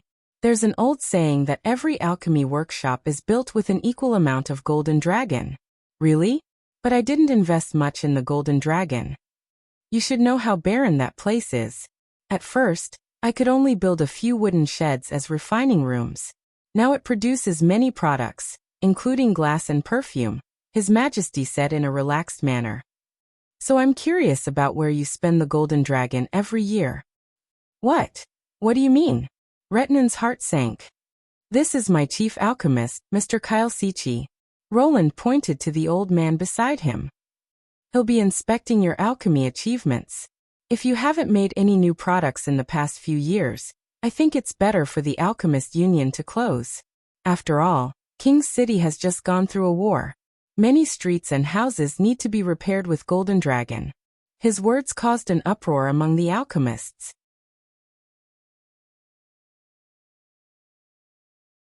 Chapter 529. "Oh." Roland looked at him and asked, "Why?" "Here's the thing, Your Majesty. You don't know much about alchemy, so you may have been deceived." Retnine hurriedly stopped Rayleigh. He was a proud man and even lacked respect in front of Timothy, not to mention Prince Roland, who was once regarded as ignorant and incompetent. If Rayleigh was annoyed, everyone would be in trouble. Alchemy is ever-changing. Every formula represents a new result, but not all results are as dazzling as snow powder. It may not be directly transformed into a golden dragon, but it can be the foundation for the birth of another outstanding product. "Exactly," Rayleigh said discontentedly. "Take the strong snow powder for example. The ice saltpeter in it is transformed from feces, which is an alchemy reaction in itself. But in addition to making ice, It can also be mixed with other alchemy products to make snow powder. These uses all require a long time to explore and ponder. Even the most experienced alchemy master wouldn't dare to say that a reaction result is meaningless. Your Majesty, their value can't be simply measured by the golden dragon. He frowned and stared at the chief alchemist of Roland. If anyone dares to make such a promise to you, he must be a liar. What do you think? Roland tilted his head and asked. The chief alchemist did not seem to be in a hurry. He first touched his beard, and when no one spoke he put his hand on his chest and said, Your Majesty, the reason why they said that is because their understanding of alchemy is still superficial.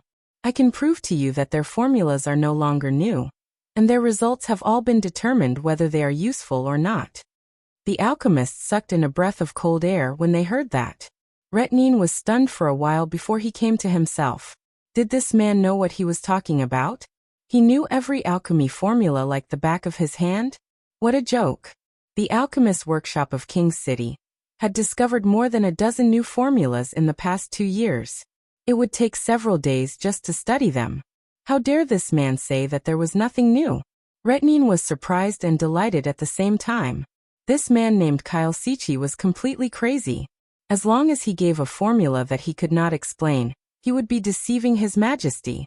The most taciturn of them all, Archer, could not hold it in any longer. He said coldly, How do you want to prove it? It's very simple. Kyle confidently walked in front of the 3 people. You lay out the raw materials, and I'll tell you the result of the alchemy. How about it? Rayleigh was so angry that he laughed. Very well, the association has all the materials, and can verify them at any time. If you're wrong, don't think you can hide it from His Majesty like you did in Border Town. What if I'm right? This is impossible. Archer repeatedly shook his head. Alchemy formulas can indeed repeat, but it's impossible to exhaust them. You're looking down on alchemy too much. It's not that I'm looking down on alchemy. It's just that it's wrong in the first place. Lucien's expression was strange. Retnin felt his forehead throbbing. What did you say? Let me ask you something first. What is alchemy in your eyes? Kyle remained unmoved. Chaotic, complex, ever-changing, and difficult to understand? No. You know nothing about alchemy, or the nature of all things. That's nonsense. Rayleigh loudly scolded. Are you trying to say that this philosopher's study is simple, orderly, and single-minded? If that's the case, how can it evolve so many colorful substances and make every stone in this world different? To Retnin's horror, Kyle chuckled and said, Ah yes. It's simple, orderly, and single-minded. As for why this world is so colorful, it's beyond the scope of alchemy, Kyle said calmly. In other words, it's a higher realm, and I've just seen the threshold. Enough. Retnin pulled Rayleigh, whose beard was about to stand up. Take your disciples to prepare the alchemy materials. Any absurd remarks will fall apart in the face of facts. Otherwise, if he continued to speak, it was possible that he would curse Kyle and His Majesty Roland, who had recruited him to be the chief disciple. This man is indeed a lunatic. Alchemy is simple and orderly? Retnin thought bitterly. He would definitely teach the man a lesson he would never forget. A long table in the center of the refining hall was cleared out. On it were several small bottles and 3 pieces of white paper, on which were the names of the raw materials. After a discussion, the 3 chief disciples each chose a formula, and asked Kyle Sichi to prove his theory. In order to leave the impression that His Majesty was not deliberately making things difficult for them, and to avoid Kyle's unreasonable pestering, the 3 of them also wrote down the names of the raw materials. As for whether Kyle could recognize them or not, it was none of their business. When everything was ready, Retnin looked at His Majesty's chief alchemist and said in a low voice, Please start. The latter walked confidently to the first piece of white paper on the table. Calcination of saltpeter and green alum? He glanced at the content on the paper and looked a little surprised. You've also discovered the double stone acid-making method. The products are a variety of solids and acids. The latter can corrode metals. As he answered, he picked up a pen and wrote a long list of symbols on the paper. Archer, who had set the question, looked very upset. Yes. The surrounding alchemists all whispered to each other. Probably no one had expected that the first chief disciple's formula would be answered in less than a second. Quiet! Retnin shouted. There are 2 more questions. He just happened to get it right. Rayleigh stamped his foot. He wasn't so lucky with the second formula. By the way, what are the things he wrote on the paper? He shook his head as a bad premonition arose in his heart. However, the development of the facts quickly deviated from their expectations. Kyle didn't even stay at the table for too long before he announced the result, and also pointed out the trap set by Rayleigh. Green vitriol and copper plates? If the acid content is too low, the reaction can't be carried out. If the acid content is high, the liquid will turn blue and bubbles will come out. Retnin's problem did not cause him any trouble. Take out the netherworld stone? Is there no other condition? Kyle grabbed the bottle and shook it. He looked at the white solid immersed in the water. This thing is quite rare. If left alone in the air, it will spontaneously combust and produce white smoke. Finally, the white solid will be left. Am I right? Retnin was completely shocked. This was a strange item that he had exchanged with the alchemists of the kingdom of Wolfheart. Few people had seen it, let alone its characteristics. You can also ask questions. Kyle turned around and looked at the surrounding alchemists. I'll prove to you that what I said is true. The crowd immediately became excited. What about a mixture of ochre and charcoal? If the temperature is high enough, you can get iron. It's a special kind of iron ore. Why does the color of the glass produced by smelting sand and stone vary? Didn't you say that alchemy didn't change the color? Because the impurities in it are different, so the crystal glass needs the purest gravel. Sir Kyle, I have a question. Me too. Retnin was surprised to find that the atmosphere in the hall was changing rapidly. The alchemists had changed from asking questions to asking for advice. Even the way they addressed Kyle had become respectful. He realized that Kyle was becoming the chief alchemist in everyone's hearts. Shut up, all of you. Rayleigh suddenly shouted. These are just formulas that the Alchemist Union has figured out a long time ago. If you really know all the formulas like the back of your hand, then make a formula that no one has seen before. For example, the ultimate pursuit of alchemy. This is impossible. Retnin swallowed. He believed that all the alchemists present had the same idea. After all, the ultimate pursuit originated from a legend. But he was shocked to find that Kyle was smiling.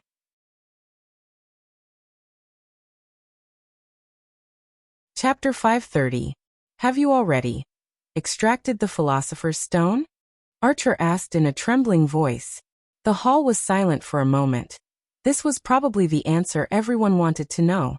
The Philosopher's Stone was rumored to be the pinnacle of alchemy.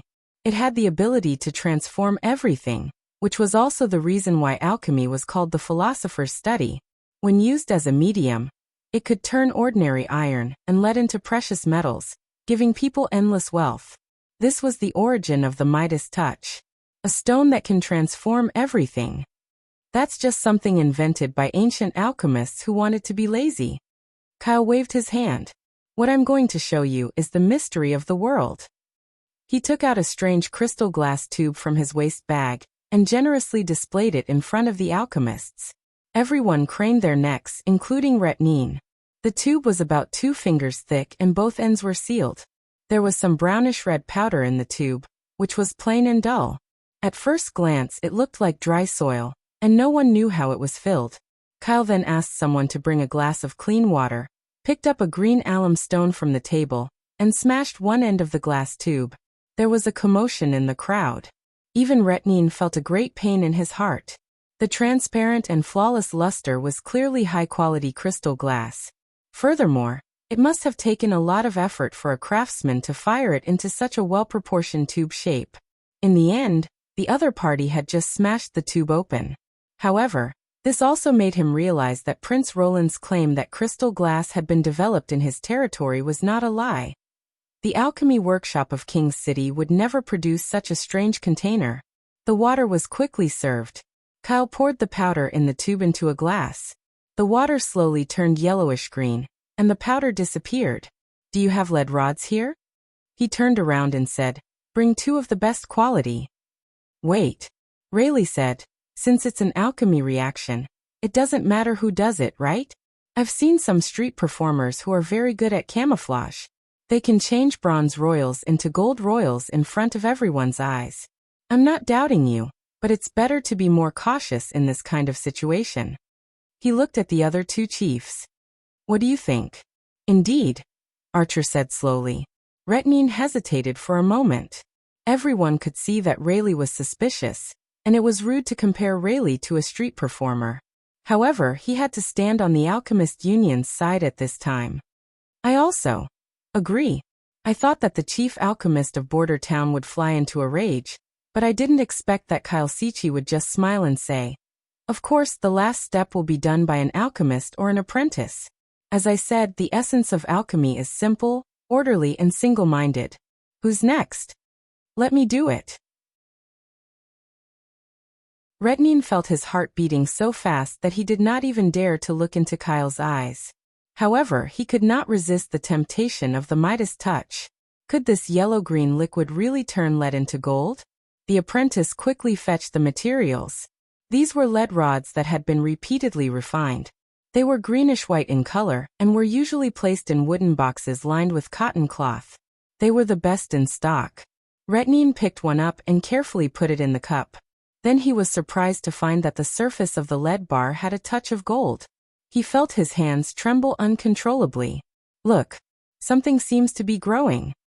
Gold. My God, it's gold. Is that gold? Maybe it's copper. The discussion behind Retnine suddenly became louder. He looked back and saw that all the alchemists and apprentices were staring at the change in the cup on the long table, with their eyes wide open. Their voices were full of shock and disbelief. Archer looked confused, as if he had lost his sense of direction. At this moment he also felt the same way. Was alchemy really as Kyle had said? Was it really the same as what Kyle had said? Was it completely simple and clear? And the chaos and disorder that he had thought was only because he had taken the wrong path? Then what was the purpose of their decades of study? When the lead bar was taken out, its surface was already blooming with coral-like filaments. These are all copper. Rayleigh bit his lip and shouted with the last of his strength. You can't possibly know how to turn stone into gold. It's unreasonable. Otherwise, you could have used the Golden Dragon to buy the whole Grey Castle instead of just being the chief alchemist of a small town. I didn't choose this path for the Golden Dragon. I wanted to know more about this world. Kyle's voice seemed to come from far away. If you don't believe me, you can test it. I think the chief of King's City knows how to distinguish between copper and gold, right? However, there was no reversal after the test. The gold filaments on the lead bar were cut off, put on a plate, and baked over the fire. Soon they melted and gathered into a ball. This was obviously not copper. Copper would become an ugly solid under high temperature. The rolling metal solution on the plate shone even brighter, like a bright golden sun. True gold fears no fire. This was real gold. The hall was boiling with excitement. The alchemy formula of turning stone into gold really exists. Sir Kyle, what do the symbols you wrote on the paper represent? Is that a formula for a higher realm? Where did you learn this knowledge? Chief, do you still accept disciples?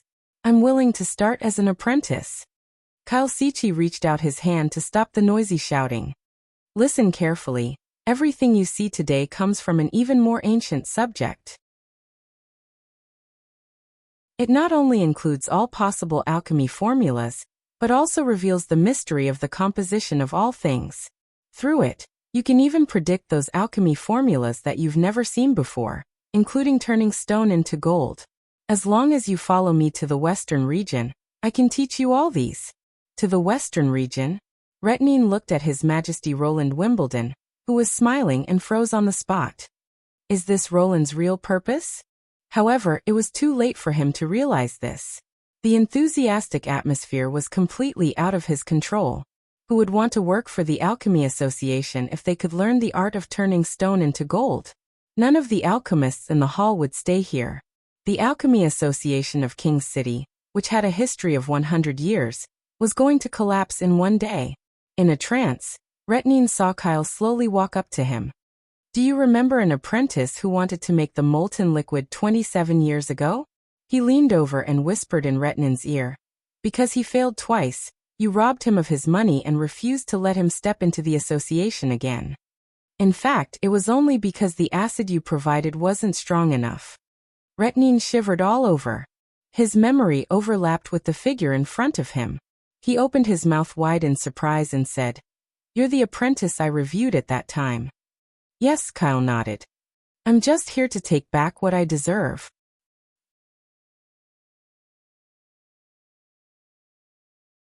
Chapter 531. 2 days later, Kalsichi said goodbye to Roland. "Don't you want to stay in King City for a few more days?" Roland joked. "This is the center of Grey Castle. It's the best place to have fun in the kingdom. If I miss it this time, I don't know when I can come here again." "I'm not you. I don't want to leave any unfinished love here." Kyle rolled his eyes. "There's still a lot of work to be done in the laboratory and the chemical plant. If you want the gunpowder production line to run normally, you'd better let me return to Neverwinter first." Kyle's answer made Roland feel quite depressed. After the situation stabilized, the atmosphere in the city became a little strange. First, he heard many women claiming to be his lovers, and later, even his illegitimate children ran out. Of course, he knew these were all rumors, but he couldn't resist the power of public opinion. Especially when he had a really bad reputation before. No matter how bizarre the story was, people would believe it without a doubt. Helplessly, he had to ask Theo to come forward and order the rats to put out the rumors. "Well," he was speechless for a while, then nodded and said, "I'll arrange a paddle steamer to send you back to the western region. You've worked hard these days." "I'm glad that you know." Kyle shook his beard, put his hand on his chest, and then left. "This guy is really rude." Roland twitched his mouth, but in his heart, he didn't care and even happily hummed a little song. "It seems that you're quite happy to be entangled by so many women." A cold voice came from behind. Ahem. He almost choked on his saliva. "What nonsense are you talking about? They just want to use this excuse to get some money. It's not like you don't know." How could I know?" Nightingale's tone suddenly became a little flustered. "Oh, you really don't know?" Roland retorted. "I thought you went to investigate everyone." "Well," Nightingale showed up, turned over and sat on the desk, staring at him condescendingly. "I did investigate, but I was worried about your safety. I was afraid that you would bring an unknown person into the palace. Do you understand?" "I understand," he said, trying not to laugh, but what she said next made his smile freeze on his face. "Although most of them are fake, what about Miss Kingfisher and Lady Rother? They are not lying." "Damn you, Yorko. I didn't expect that she would still remember it after I covered it up that day." Roland silently cursed this old friend 10,000 times. At the same time, he seriously stared into her eyes and said, "I didn't lie to you. The fourth prince they mentioned is really not me. You should be able to tell that this is not a lie." Nightingale felt a little uncomfortable being stared at, so she averted her eyes slightly. "So this is a misunderstanding? They thought it was you. But you weren't there?" "Of course not," Roland said righteously. "In fact, I haven't even seen them." Her expression softened. "Then these women who claim to have affairs with you, are you just going to let them continue to make noise? Theo said that you didn't order them to shut up." Of course, using the Golden Dragon's words is exactly what they want, but if we use force, it's too much, and it will increase the people's suspicion. Roland still couldn't order people to kill because of this kind of thing. Instead of forcibly blocking it, it's better to make a big news to attract people's attention. Big news? Nightingale was puzzled. "Yes, it's something that will make them talk about it for weeks." He smiled. "For example, King City will be renamed City of Dawn. City of Neverwinter in the western region will be the new King City of Grey Castle. And so on. After I leave here, these rumors will also die down." Of course, the big news was far more than that. There was also the news that the king would not hold an enthronement ceremony for the time being, and the generous recruitment plan for craftsmen. All these news together were enough to occupy all the people's leisure time.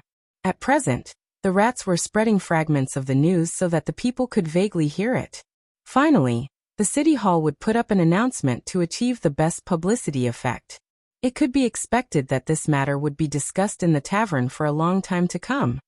So it wasn't because of them that you were so happy before? Of course not. Roland patted the list on the table. I was happy because of this.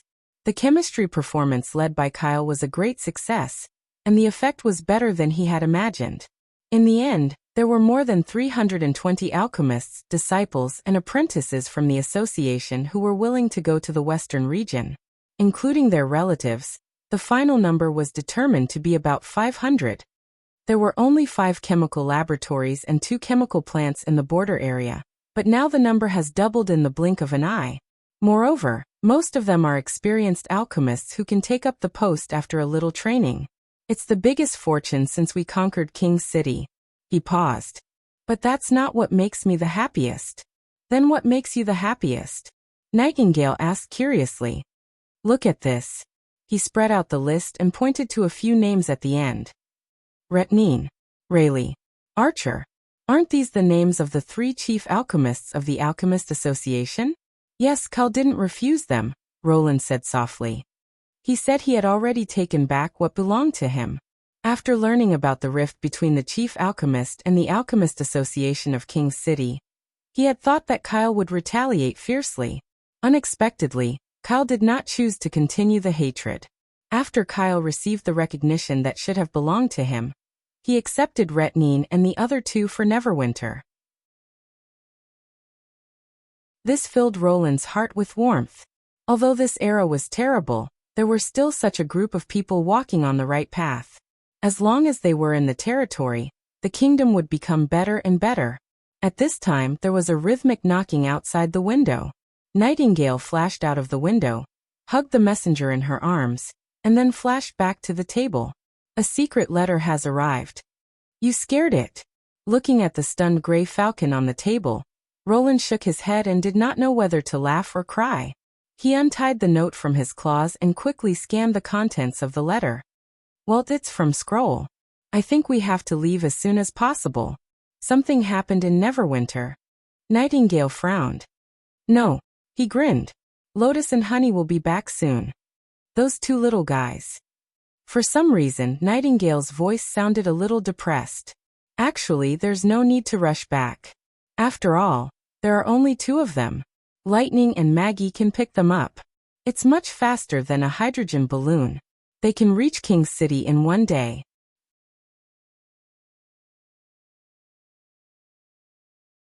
Chapter 532. The vast and boundless sea was restored to its former blue color.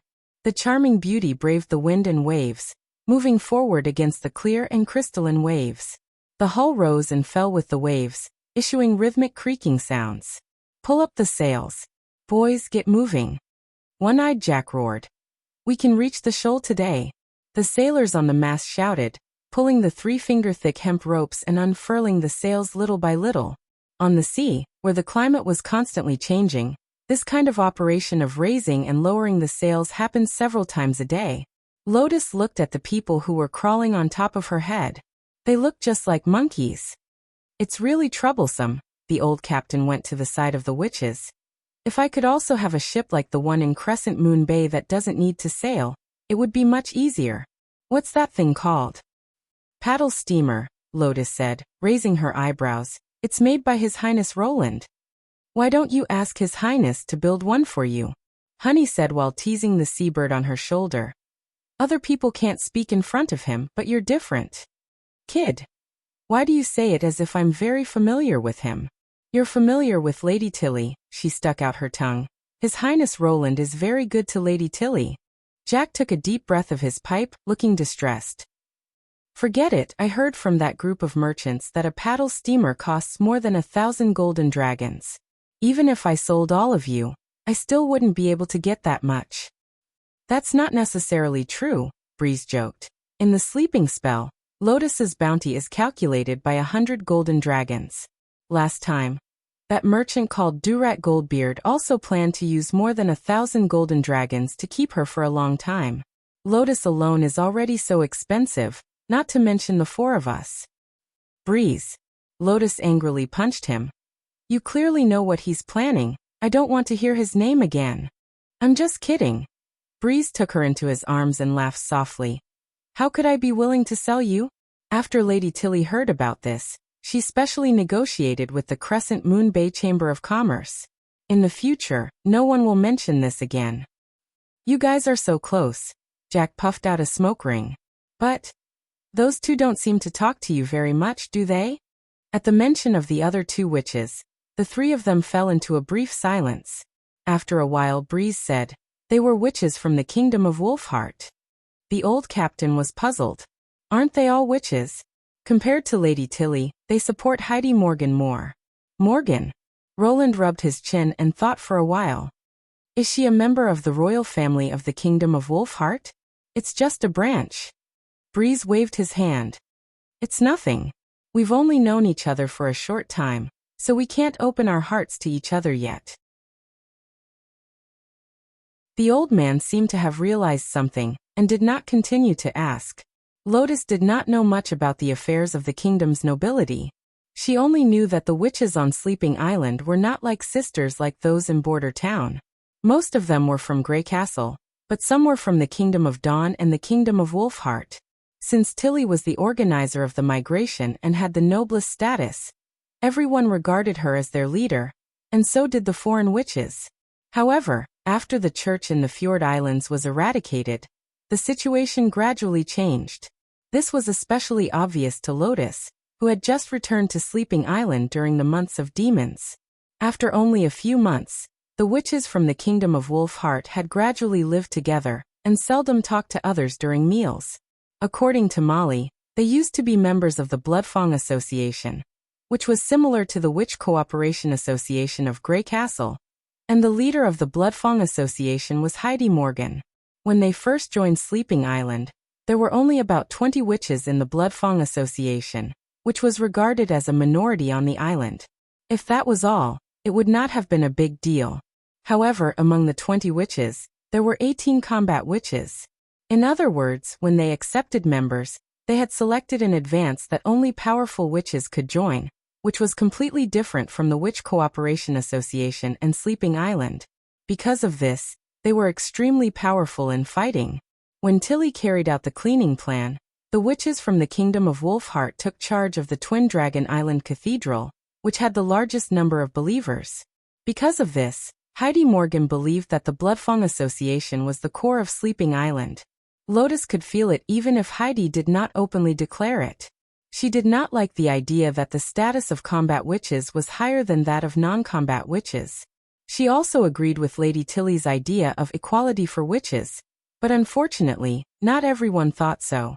During the days when Lady Tilly was not here, Heidi had several conflicts with Camilla Derry, the chief butler of Sleeping Island. Fortunately, Camilla was also a noble in King's City, and was not weaker than Heidi in terms of momentum. In the end, Heidi had calmly defended herself. Thinking of this, Lotus sighed helplessly. She was not worried about what would happen to Lady Tilly. After all, Ashes, the strongest witch of Sleeping Island, was a strong supporter of Lady Tilly. As the only extraordinary who could fight with a godstone of retaliation, as long as she was here, the entire Bloodfang Association would not be a match for Ashes. She was worried about her own trip. To be honest, she did not want to stay with the witches from the Kingdom of Wolfheart at all. Moreover, the selection of witches was very strange. Apart from herself and Honey, there were 2 combat witches among the other 3 people on the Charming Beauty. Lady Tilly should have known that His Highness Roland preferred auxiliary witches. His strange weapons were enough to enable ordinary people to fight against the Judgment Army of the Church. In this case, why did he bring the witches from the Bloodfang Association? Lotus could not find an answer after thinking for a long time, so she had to put these distracting thoughts aside. Perhaps, Lady Tilly had her own considerations that she could not understand. When the sun was about to set in the west, the light golden shoal appeared in front of everyone. At the same time, a hot air balloon and a huge strange bird appeared in the air. My God! What is that? The sailors on the deck cried out in alarm. The strange bird folded its wings and swooped down toward the Charming Beauty. As the distance between them rapidly shortened, its sharp claws and bloody mouth could be clearly seen. Is there an enemy? The witches of the Bloodfang Association rushed out of the cabin upon hearing the noise, and were also startled by the giant beast. What kind of monster is this? No matter what it is, we just need to catch it. The other witch quickly calmed down. My cage doesn't distinguish the size of the target. Wait! That's not an enemy, Lotus quickly stopped him. It's flying from the side of the hot air balloon. The other party glanced at her. A hot air balloon? It's a tool used by His Highness Roland to transport witches. Breeze stood in front of them and said, "Don't worry, just trust Lotus's judgment." The terrifying giant beast was getting closer and closer, and gave a high-pitched roar, but Lotus felt that it was not a threat. Ow ow coo. Just as the monster was about to hit the sail, the huge figure suddenly disappeared, and then a white pigeon steadily landed on top of Lotus's head.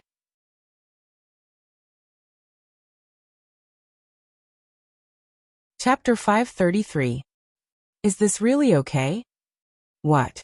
Let Iffy and Softfeathers go to Border Town with Lotus. Ashes put her arms around Tilly, who was sitting in front of the desk. Did Heidi Morgan ask you to do this? Ever since she learned about the existence of the Celine, Princess Tilly had been spending most of her time in her study. There were endless piles of books on her desk. Some were given to her by Roland, while others were found in the ruins. Seeing Princess Tilly drowned in books, Ashes felt an inexplicable pain in her heart. Yes. Tilly put down the quill and leaned back in a relaxed manner. She doesn't want me to be the only one in contact with the secular forces, and I have no reason to refuse her. That person is your brother. Why does she think she can be like you? Because she's also a member of the royal family. Tilly shook her head with a smile. The higher the status, the less familial love. It's the same in every kingdom. Heidi knows this very well, so she made this decision. Is she going to compete with you for the support of His Highness Roland? Ashes frowned. Of course not. This time, I think she's just going to inquire about the situation. Then why did you agree to her request? Ashes let go of her hands and said in a low voice, "It seems that I have to have a talk with her." It was Her Highness Tilly's affinity and tolerance that made the witches, who had been tortured and oppressed by the church, trust her and unite them. However, this did not mean that people could regard tolerance as weakness and trust as a test. If anyone wanted to break this, she would never let them go. Before Ashes could turn around, Tilly grabbed her arm and said, "Why don't you agree? As I said before, I have no reason to refuse. Sleeping Island is our home, and all witches are free people here. As long as they don't endanger anyone, I won't stop them. And..." She exhaled. "It's not a bad thing to let them go to the western region." Not a bad thing? Ashes was puzzled. Have you ever wondered why the Bloodfang Association was no different from other witches in the beginning, but now it's gradually becoming obvious? She thought for a while. Because you've settled down? That's right. Tilly nodded and said. Previously, the church was like a mountain pressing down on everyone's hearts.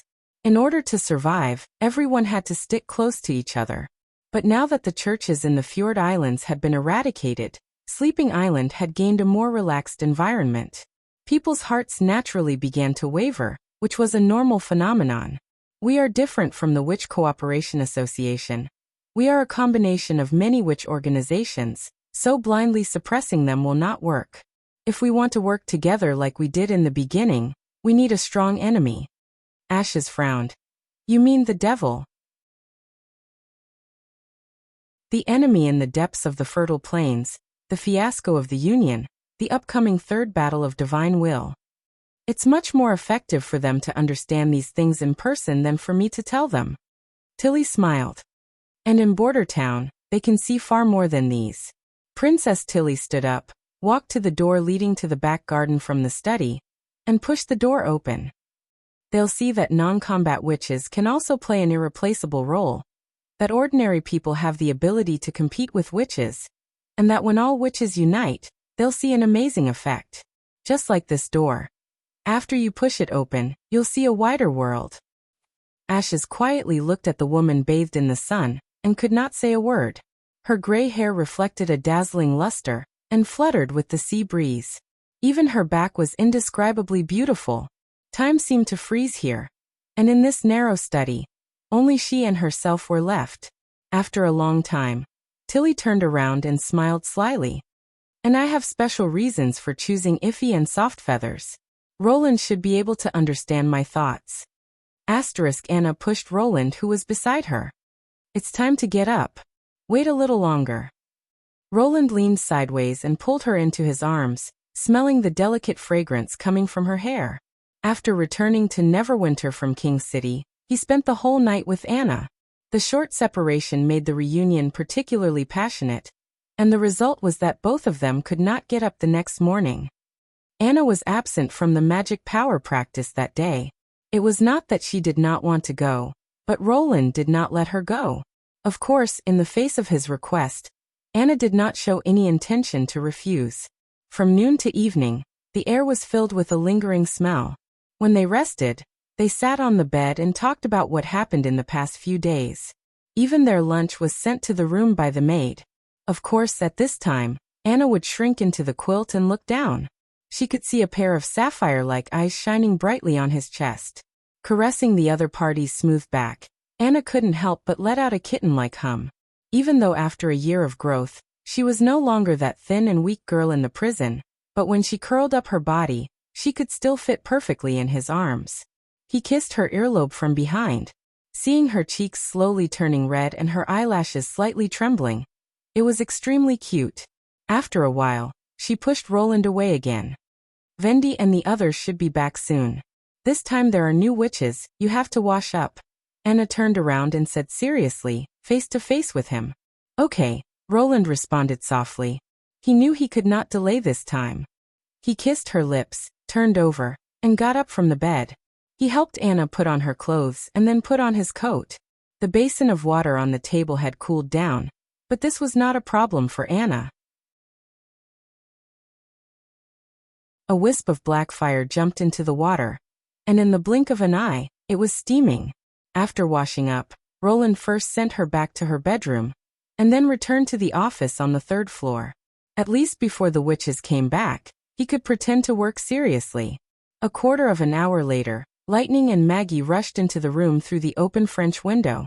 Your Majesty, they're here. I didn't expect you to become the King of Grey Castle in just a month. Breeze was the first to walk into the castle hall, followed by 4 witches. Lotus and Honey were familiar, but it was the first time Roland saw the other 2 witches. If Vendi didn't tell me, I wouldn't have believed it. If Tilly knew, she would be very surprised. Roland greeted them with a smile. I didn't hold a coronation ceremony, so it's okay to call me the way I used to.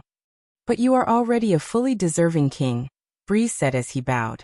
Lotus and Honey also followed suit, bowing in an exaggerated manner. And then the 2 of them simply put their hands on their chests to show their respect. The expressions of the 4 people were also completely different. On one side they were filled with the joy of reunion, on the other side they were vigilant. Roland was a little surprised.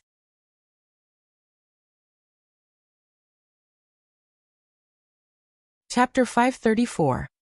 After the banquet, Roland called Lotus and Vendi into his office. Is everything okay on Sleeping Island?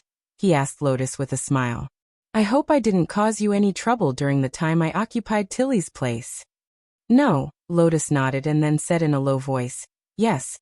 By the way, I haven't thanked you for the scarf you gave me last time. Don't be so formal. Roland waved his hand. He knew that after a period of time, the familiarity they had established would become a lot more distant. But this did not mean that the connection between them had disappeared. Instead, it was temporary. As long as they maintained their previous attitude, he believed that they would soon be able to reintegrate. It seems that a lot has changed here, but in fact, it's not much different from when you left. Just treat Neverwinter as your home. That's right. Vendi touched her head and said, You're still our sister. Yes. Lotus seemed to be a little embarrassed and lowered her head, but her tone was obviously relaxed. After you arrived at the castle, I've been very concerned about one thing. Aren't those 2 witches named Iffy and Soft Feathers the witches of Sleeping Island? Roland changed the topic.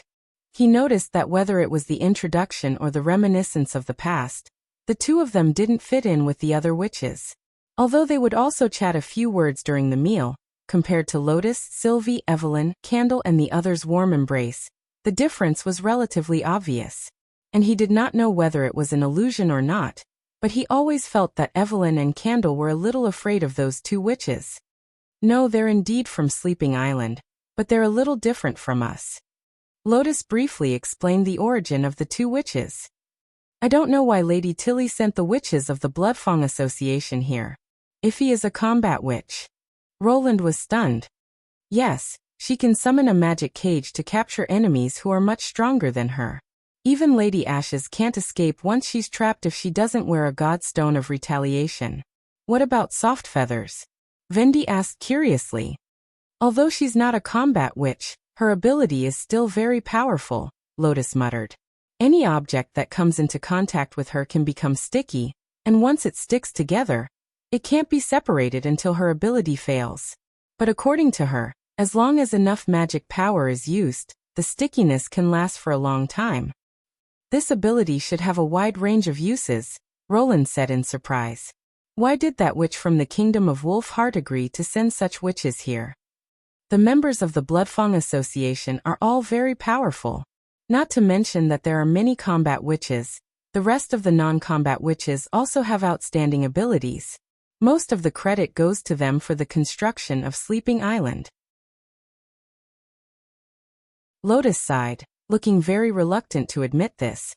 But they always feel that they are a cut above others, and often bully those witches with inferior abilities. If Lady Tilly hadn't tried her best to stop them, I'm afraid that the number of witches going to the fjords would have decreased by more than half. So that's how it is, he thought. This was probably the reason why Evelyn and Candle had such an unusual expression in front of them. I see. Have a good rest today. Roland comforted Lotus, and then looked at Vendi. I'll leave the arrangement of their rooms to you. Let the witches of the Bloodfang Association live a little further away for the time being. We'll have a detailed ability test tomorrow.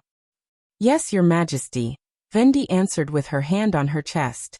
After the two of them left, Nightingale appeared beside him and asked with a piece of fish in her mouth, "Don't you need someone to keep an eye on those two guys?" Since they haven't left Sleeping Island, there shouldn't be too much of a problem. Roland shrugged. The witches who go to the fjords aren't like the Witch Cooperation Association, who have experienced life and death together. Plus, the witches themselves are a combination of many witch organizations, so it's not surprising that such a situation would occur. As the saying goes, there are all kinds of strange things within a party. Once the witch union expanded, it would be the same sooner or later. However, the factional competition within the party was not all harmful. As long as it was a healthy competition, it would increase the vitality of the union. The only thing I don't understand is why Tilly sent the combat witches here. If she just wanted me to discipline them, she could have sent the assistant witches, not to mention that Breeze is on Tilly's side. Maybe she wrote the reason in the letter? Nightingale guessed. I almost forgot. Roland patted his head, took out the envelope from the drawer, and spread it on the table. In addition to the 5 witches, Tilly also brought a thick stack of ancient books and a handwritten letter. Because of the banquet, he had not had time to read them. In the letter, Tilly talked about the origin of the books and the strangeness of their contents, followed by her conjecture about the Selene, and her hope that he could help Thunder build a ship that could go against the current. In the second half, Roland had heard from Thunder himself, but the first half surprised him. Books from different times and places were gathered together and stuffed into the ruins. Some of the contents of the books had even disappeared from the Union for nearly 100 years. This meant that the underwater ruins were still visited by people more than 300 years ago. Who were these people? The back of the letter briefly mentioned the new witch's abilities. What concerned Roland the most was the paragraph at the end. Our understanding of the world is still in the stage of ignorance, even worse than that of the Union more than 400 years ago. If you want to defeat the enemy, you must first understand the enemy. At this point, their abilities may be able to help you. After reading the letter, he could not help but be lost in thought. Understand the enemy. Help. What does Tilly want to say? Roland shifted his gaze back to the introduction of the abilities. Suddenly, a shocking idea leaped into his mind. Does Tilly want to? No, that's too bold. He quickly shook his head, but as soon as the idea emerged, it grew uncontrollably and wildly. There was indeed a risk, but the reward was also extremely considerable. Just thinking about the boxes of magic stones left by Agatha was enough to make people excited. If they could be combined into a sigil and used, the significance would be no less than a steam engine. It was not that he had not thought about this before, but the actual operation was very difficult, so he had finally given up. Now that he had the abilities of Iffy and Breeze, it seemed that his goal was not so far away. What does the letter say? As if noticing his strange look, Nightingale bent down and reached out to touch his forehead. Hey, are you okay? Very bad. My heart is about to jump out of my chest. Roland smiled helplessly. But Tilly didn't even tell me the reason, and just threw the choice to me. She asked curiously, choose what?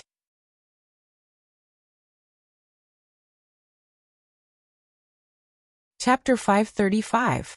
The next morning, Roland took the witches to the north of the outer city wall, near the misty forest. Apart from Breeze, Iffy, and Softfeathers, Nightingale, Vendy Carter, Ironaxe, and the others also accompanied them. The first army had sealed off the grassland nearby, while Leaf was in charge of guarding the forest. The first to be tested was Softfeathers. She had long brown red hair and neat bangs that just covered her eyebrows. She seemed to be about the same height as Honey, at most 1, 2 or 1, 3 meters tall. She was also not very old, just over 16 years old, but she had already been awakened for 4 years, which was very early for witches. Because she had gone through the magic bite 4 times, the magic power in her body was higher than most of the young witches, almost half of what Anna had when she was an adult. This made it easy for Softfeathers to release her ability, and her control of the binding effect was also very precise. She could turn an object into a very sticky gel, or she could affect only one side or a single point. This ability consumed very little magic power, and during the test, Nightingale could hardly see any changes in the magic power. Have you ever tested how long the binding effect can last? Roland asked. If I just stick 2 stones together and use all my magic power, it should be able to last for decades, she said, spreading her hands. But I haven't actually tested it. This is just my speculation based on the consumption of magic power. Then what's the biggest thing you've ever glued? The sea wall. Softfeather's careless face finally showed a trace of pride. During a high tide, there was a crack as thick as an arm on the wall of Sleeping Island, but Lotus wasn't on the island at that time. I turned the whole crack into a glue and stuffed it with linen and stones to block the seawater. Otherwise, that part of the wall wouldn't have lasted until the next high tide. For some reason, when she said this, Roland always felt like praising him. Yes, he nodded. After getting the affirmation, Softfeathers returned to her previous calm expression. Judging from her words and actions, she did not look like a child who had not reached adulthood at all. It seemed that she had experienced something that made it hard for her to show her emotions. This made Roland sigh. What kind of life did the witches of the Bloodfang Association lead before they went to Sleeping Island? The next tester was Breeze. She gracefully saluted. The last time I came to the Western region, I didn't have a chance to stay, and I regretted it for a long time. This time, I can finally stay in your territory for a while. If you need my ability, please let me know. Roland replied with a smile. Then you should enjoy your life in Neverwinter and make up for the regret you had last time. You're welcome. If you have any requests, you can tell Vendy. Hifeng was slightly older than Nightingale, around 25 years old. Just like her name, she gave off a pleasant feeling.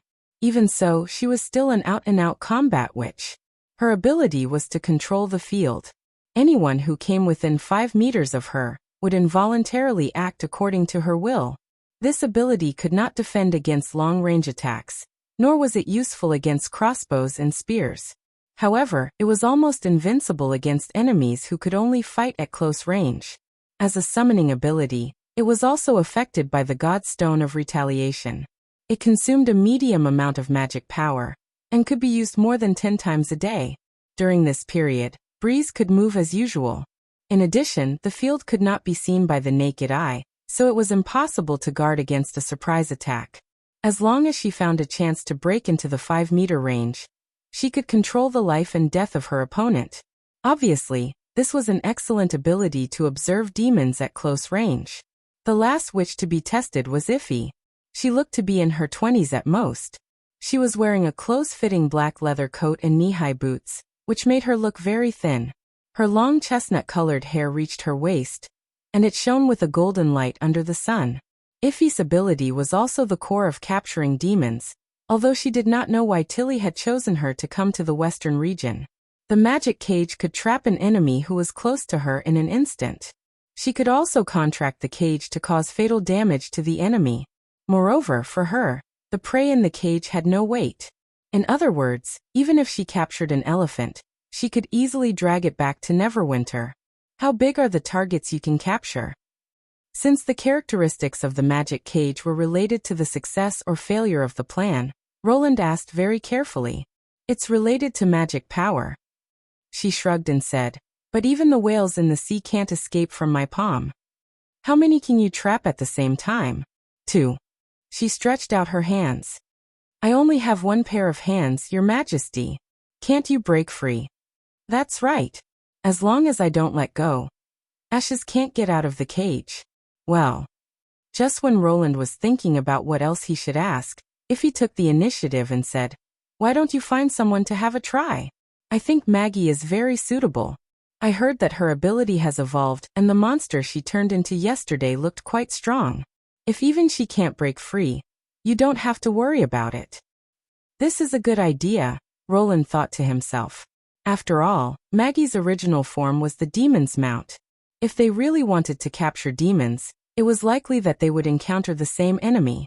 After thinking for a moment, he nodded to Nightingale and said, go tell Leaf to call Maggie here. If there was no patrol mission, Maggie and Lightning always flew along the misty forest and were almost inseparable. Now that they had Leaf, the forest had become their backyard. Fragrant bird beak mushrooms were everywhere, and there was a nest specially built for them to dig out the eggs. As a result, Maggie's pigeon transformation was comparable to that of a bald eagle. Of course, after the transformation, her original body was still that little girl with long white hair. Not long after, the two figures appeared in the sky. Maggie is here, Ku. She landed on the prince's head as usual. What's the matter? Roland briefly explained his plan for the test. You turn into a giant bird with fleshy wings and see if you can break free from the magic cage. Got it, Ku. Maggie flew into the sky. In the blink of an eye, a huge monster appeared in front of them, its shadow blocking the sun. Roland always felt that the giant beast now was much bigger than when she first evolved. Let's start, he said to Iffy. The latter chuckled and a trace of sarcasm flashed in her eyes. She stretched out her right hand and spread her 5 fingers. Dozens of shining purple silk threads suddenly appeared on top of Maggie's head. In the blink of an eye, they closed into a ball and covered her whole body.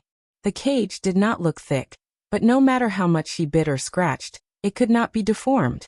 Iffy's movements were also very relaxed, as if maintaining the cage did not require much strength from her. Even if another demon joined in, she should be able to capture it together.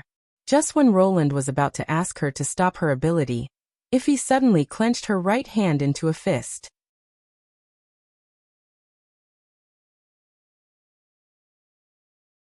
Chapter 536.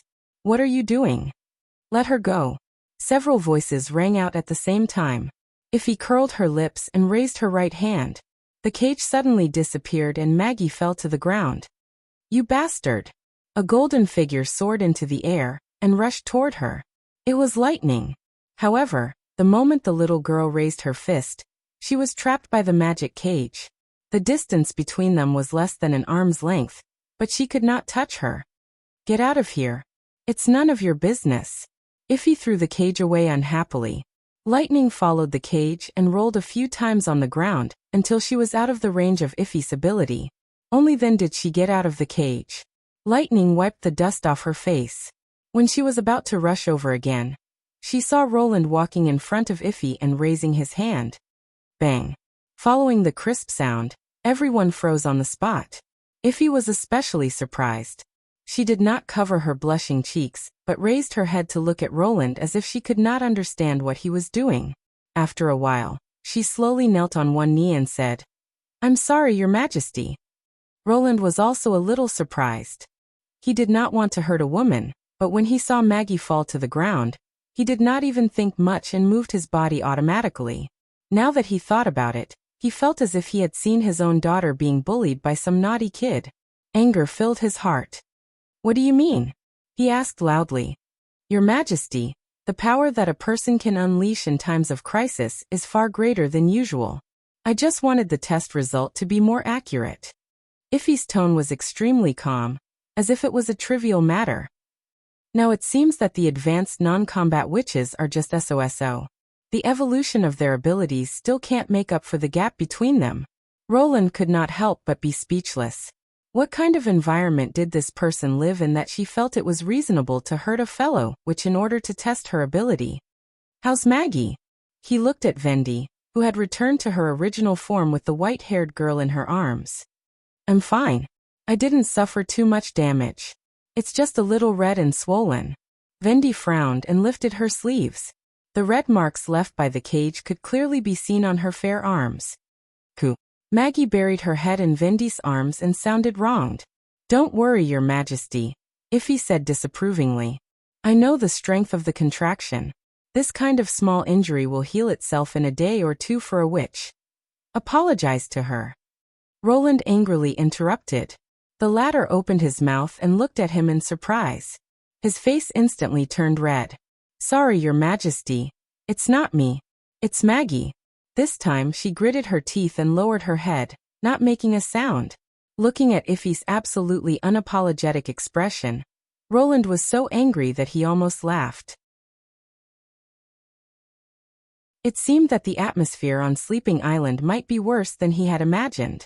If the people of the Bloodfang Association behaved like this in the territory of a secular lord, there would be all kinds of dissatisfaction in Sleeping Island, which was dominated by witches. Most importantly, Iffy thought that there was nothing wrong with what she had done. If it was just a simple punishment, Roland could think of countless ways to make her suffer, but it would not help to change her view of the world. Thinking of the reason why Tilly had sent them here, he could not help but sigh. Since she had previously boasted that if she had any difficulties, she could come to me. At this time, he naturally could not just toss her back and be done with it. If he could not help Tilly to calm down the conflicts in the rear, Sleeping Island would fall apart sooner or later.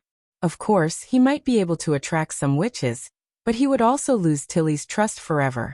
Only by destroying what Iffy was proud of from the bottom of her heart could she truly realize her mistake. "You think you can ignore the feelings of the weak just because you're stronger than others?" Roland's voice gradually became cold. "In fact, you're the real weak one." His words made Iffy react instantly. Iffy suddenly raised her head with a look of dissatisfaction on her face. "You think that combat witches should be superior to assistant witches because when facing enemies, combat witches are the core to ensure the continuity of the group, right?" Roland continued. "This idea is pitiful and ridiculous. If you really fight, you'll have no chance of winning since you rely too much on your own ability." Iffy frowned and a dangerous light flashed in her eyes. "Your Majesty, are you trying to say that non-combat witches can also defeat me?" "Why, you don't believe me?" Roland sneered. "Most of the witches in the Witch Union can do it easily, even if they've never used their ability to fight." Speaking of this, he looked at Lightning. She was stunned at first, but soon understood what he meant and nodded imperceptibly. "That's just your imagination. Then let Maggie have a serious fight with you," Roland said in a deep voice. "She'll tell you personally that you're not qualified to be superior to any other witch." What? Iffy's eyes widened. "You mean, with that stupid pigeon?" "The duel will be held tomorrow," Roland said word by word. "At that time, you'll naturally understand that you're not as powerful as you think." When they returned to their room, lunch was already laid out on the table in the living room. The plates were filled with broth, bread, mushrooms, and stewed vegetables. Obviously, they did not have to eat in the hall today. "Oh, there's meat and bread?" Soft Feathers said in surprise. "I thought I could only drink cold water to satisfy my hunger today. He doesn't want me to go to the duel with an empty stomach." Iffy sneered. He really trusts that stupid bird. Of course, there might be drugs in it, such as the kind that makes people have diarrhea. Iffy nonchalantly grabbed a piece of bread and stuffed it into her mouth. You can choose not to eat it. I'm not the duel. Soft Feathers rolled her eyes, climbed up the stool, and dragged a plate of roasted mushrooms in front of her. By the way, is it really necessary for you to do this? Lady Heidi asked us to confirm the situation here, but she didn't ask you to make trouble in front of the Lord, right? This is a rare opportunity. Really? She said with great interest. Not for any other reason. Iffy tilted her head and stared coldly at Soft Feathers until the latter withdrew her head. Well, forget I asked. Since the witches who went to the western region returned to Sleeping Island, the atmosphere on the island had become increasingly unfavorable to the Bloodfang Association. It was said that Lady Tilly's elder brother had established a territory across the sea for witches to take shelter in, and that he was especially kind to non-combat witches who didn't have the strength to truss a chicken. This caused the incompetent witches on the island to become more and more influential. Lady Heidi suspected that this was deliberately fabricated by Tilly to win over most of her supporters. After all, according to common sense, the witches who could fight for the Lord and seize land and power should be valued more. However, the result of today's test greatly surprised her. This secular lord seemed to treat all witches equally. But this was not the most surprising thing to her. The most surprising thing was Maggie.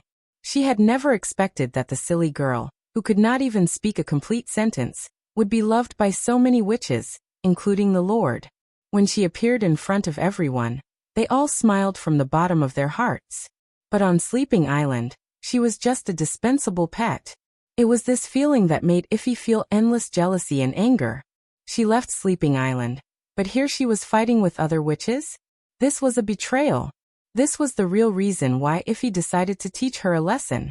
However, what happened next made her unable to come back to her senses at all. Dueling with a pigeon? How could His Majesty say such a ridiculous thing? But this was good. Finding out the real situation in the western region was one of her tasks, and the other was to show her value and attract the attention of the Lord.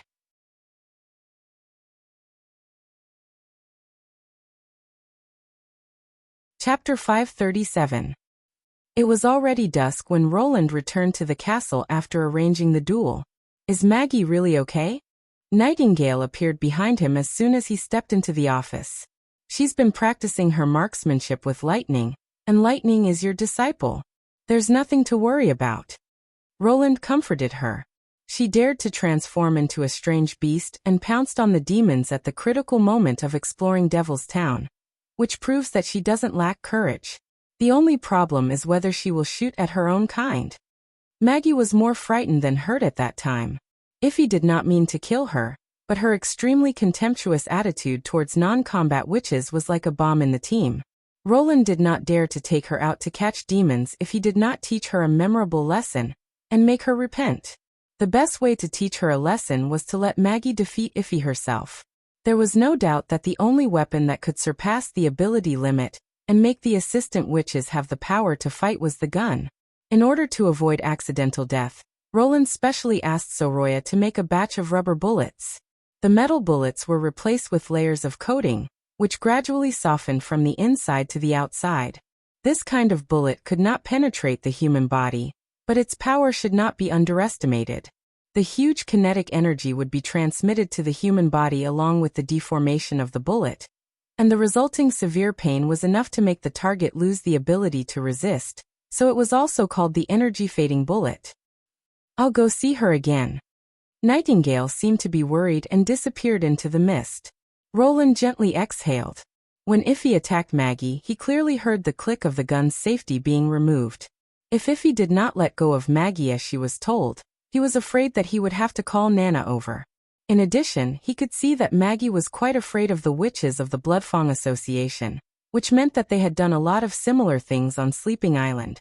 Thinking of the former Witch Cooperation Association's halakha, then thinking of Evelyn and Candle's inferiority complex when they first came here, and even the Witch Union more than 400 years ago, this idea that combat witches were more noble was undoubtedly not a sudden one.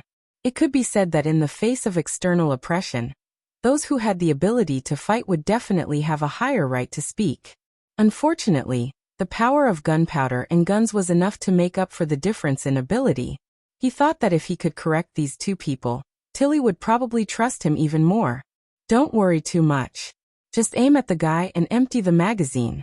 Make her cry and beg for mercy. Do you understand? Lightning shouted. Even if it's a normal bullet, Nana is watching from behind. What's more, you're using the paint bullet made by Sister Soroya. If you don't hit her a few more times, you won't be able to vent your anger. Maggie leaned against the headboard, her hair covering her cheeks. I see. You don't know. Lightning brushed aside her long white hair. You're not thinking about beating him up right now, are you? If you let her go this time, I will never take you on an adventure again. Explorers don't need cowards. Maggie looked hesitant. I'm not. She's not a coward. Another voice came from behind them. A coward can't fight with demons, not to mention that she saved my life. Nightingale got out of the mist, walked to the bedside, and flicked Lightning's forehead. How can you talk like that? The little girl covered her forehead and curled her lips. I'm just afraid that she'll get cold feet. She sighed and held Maggie's hand. Listen, this competition is not just between you and her. His Majesty arranged this to make the witches of the Bloodfang Association realize their mistakes and change their attitude towards other witches. Do you remember Evelyn and Candle? There are many witches on Sleeping Island who have similar experiences. If you can teach them a lesson, in a sense, you'll be helping them.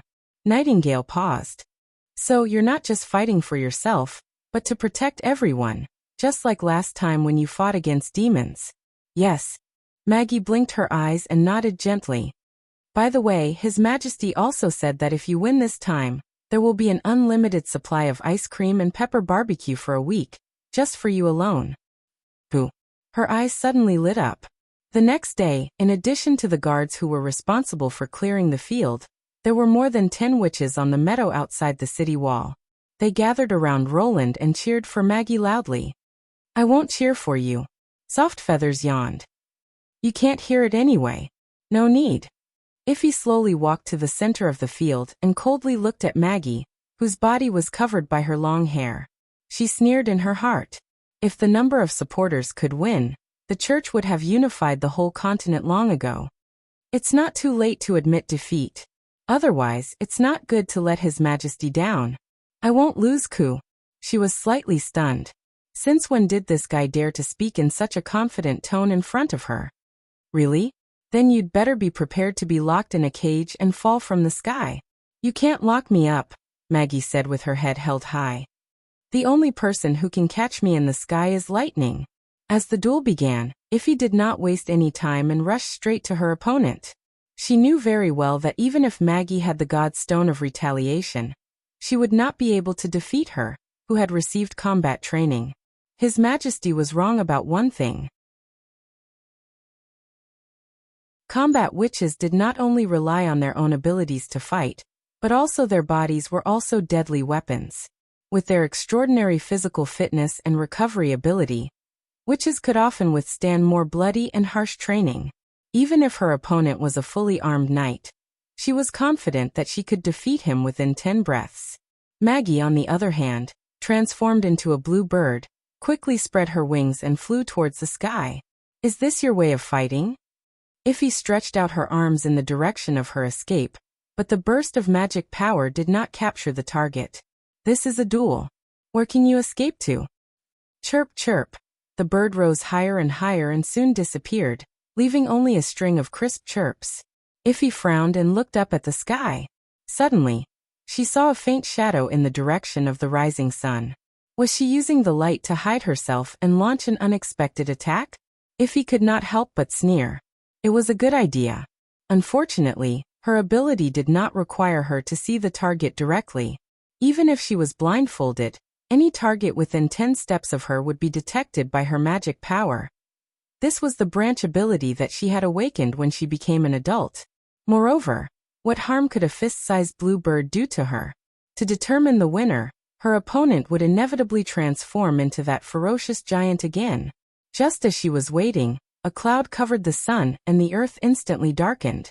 At that moment, Iffy saw the bird falling from the sky. Poor thing, it seems that even luck is not on your side. Without hesitation, she stretched out her hands to grab her opponent. The winner had been decided. But there was nothing. Magic power surrounded the front of her, but she did not feel Maggie crashing into her. Maggie abruptly stopped 20 paces away from her. Then, to Iffy's surprise, she transformed back into a human in midair and took out a silver short stick from her waist pocket. Was she crazy? Without the bird's wings, Maggie did not fall straight to the ground. Her long white hair rose up and spread out like wings, supporting her to fall slowly. At the same time, the short stick spurted out a ball of sparks and a loud noise. Iffy felt that something had entered the range of her magic power, but it was not Maggie herself, nor was it a crossbow or a stone. She did not even have time to release the cage before she felt her abdomen being hit by a hammer, followed by her thighs and calves. There was a series of explosive sounds, and the soil on the ground was splashed.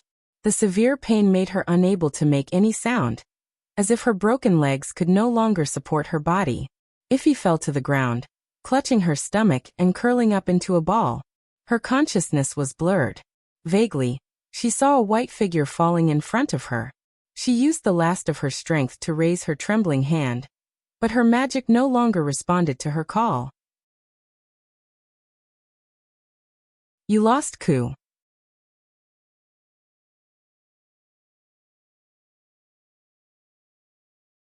Chapter 538. Annie, I'm tired. Hold on a little longer. We're almost there. There was hard gravel under her feet. Every step she took caused her heart to ache. Iffy really wanted to stop, but Annie held her hand tightly and pulled her forward. Whether it was passing through the thorny shrubs or the bone-chilling stream, Annie's pace did not slow down at all. From behind, her figure was as firm as a mountain. Annie, I'm really tired. Iffy begged again. Her feet felt like they were on fire, and her whole body was in pain. No matter how she inhaled, she felt suffocated in her chest. She thought she was going to die. Annie let out a sigh and listened to the ground for a while. Then she pointed to a protruding stone not far away. Let's rest there.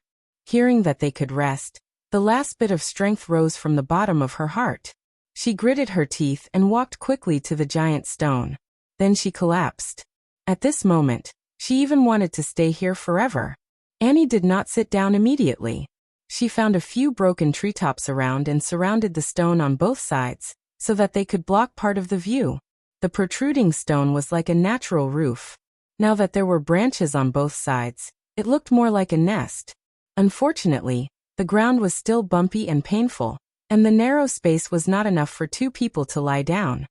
The church won't chase us. We've already escaped so far. We can't let our guard down. This distance is not safe for us. Annie was as vigilant as a wild cat.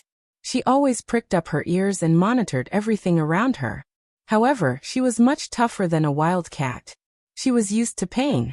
Compared to the cruel Judgment Army, Annie was actually more like a silent predator, if she had a weapon. Does the Bloodfang Association really exist? They were not the only ones looking for the witches of the Bloodfang Association. However, after leaving Greystone Stronghold, they were intercepted by the church, so the 5 witches had to split up. Iffy walked eastward for 3 days and 3 nights before she met Annie, but there was no news from the others. Of course, Annie said while rubbing her toes. I heard they're on the Wolf Fang Island across the sea. But how can we cross the sea? Just walk to the seaside and find a ferry, Annie comforted her. Don't worry. Leave everything to me. Yes, Iffy answered in a low voice. She took out a piece of dried meat skin from her bag and covered it with both hands. Soon, white smoke rose from the skin and it became hot and soft. Let's eat something first. We'll continue our journey after that. This was Annie's ability.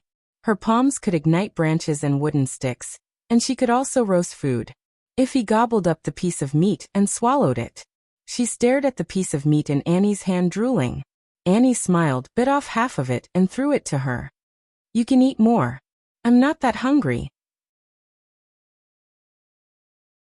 After finishing this section, he even sucked on the fingers one by one. Then it was time for him to continue on his journey. Ify struggled to get up from the ground. Before she could get out of the rock, the dead leaves on the branches suddenly trembled. It was not the swaying of the autumn wind, but a slight and rapid tremor, as if something was approaching. Annie's pupils dilated. It's a horse. They were riding over. Run. Ify felt herself being pulled up.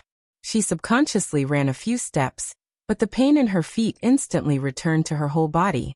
Her body had not recovered at all. It was difficult for her to just stand, let alone run. She looked back and saw a dozen galloping horses at the end of the rocky beach.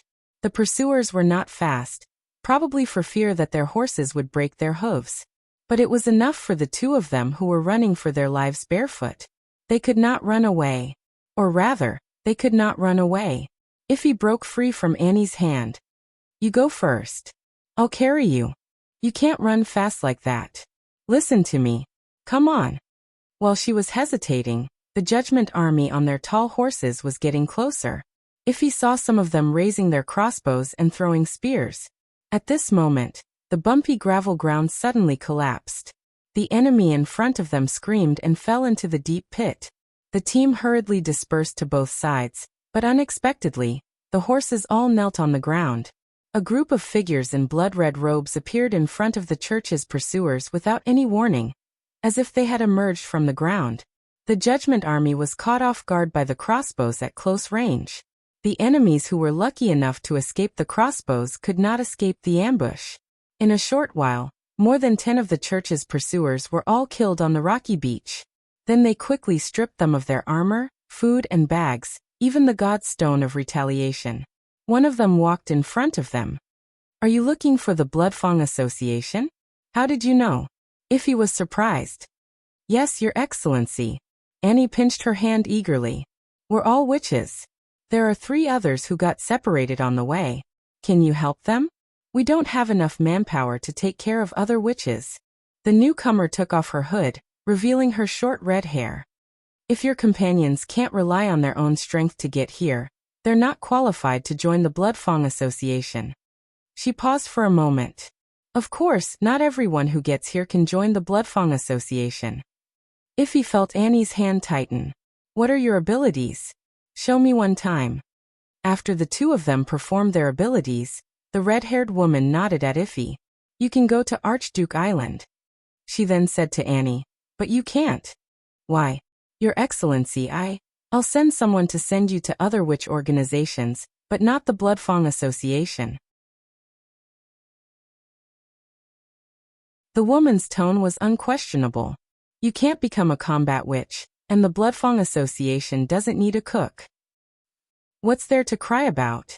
The red-haired woman scolded impatiently. You'll look like this when you see Master later. She'll definitely teach you a lesson. I want to be with Annie. You're a good-for-nothing kid. She's just a burden. She's not. She saved me. Ify swallowed her snot. Annie is the combat witch you need. Pfft. Whether you're a combat witch or not depends on your ability at the time of awakening, not your strong limbs, the woman said disdainfully. You think she's powerful because she's 5 or 6 years older than you. In fact, your potential is far greater than hers. Then, where will you send Annie? It's none of your business. Ify's nose felt sour again. The red-haired woman frowned. Listen, Master doesn't like weak people. If you want to survive on Archduke Island, don't mention the past.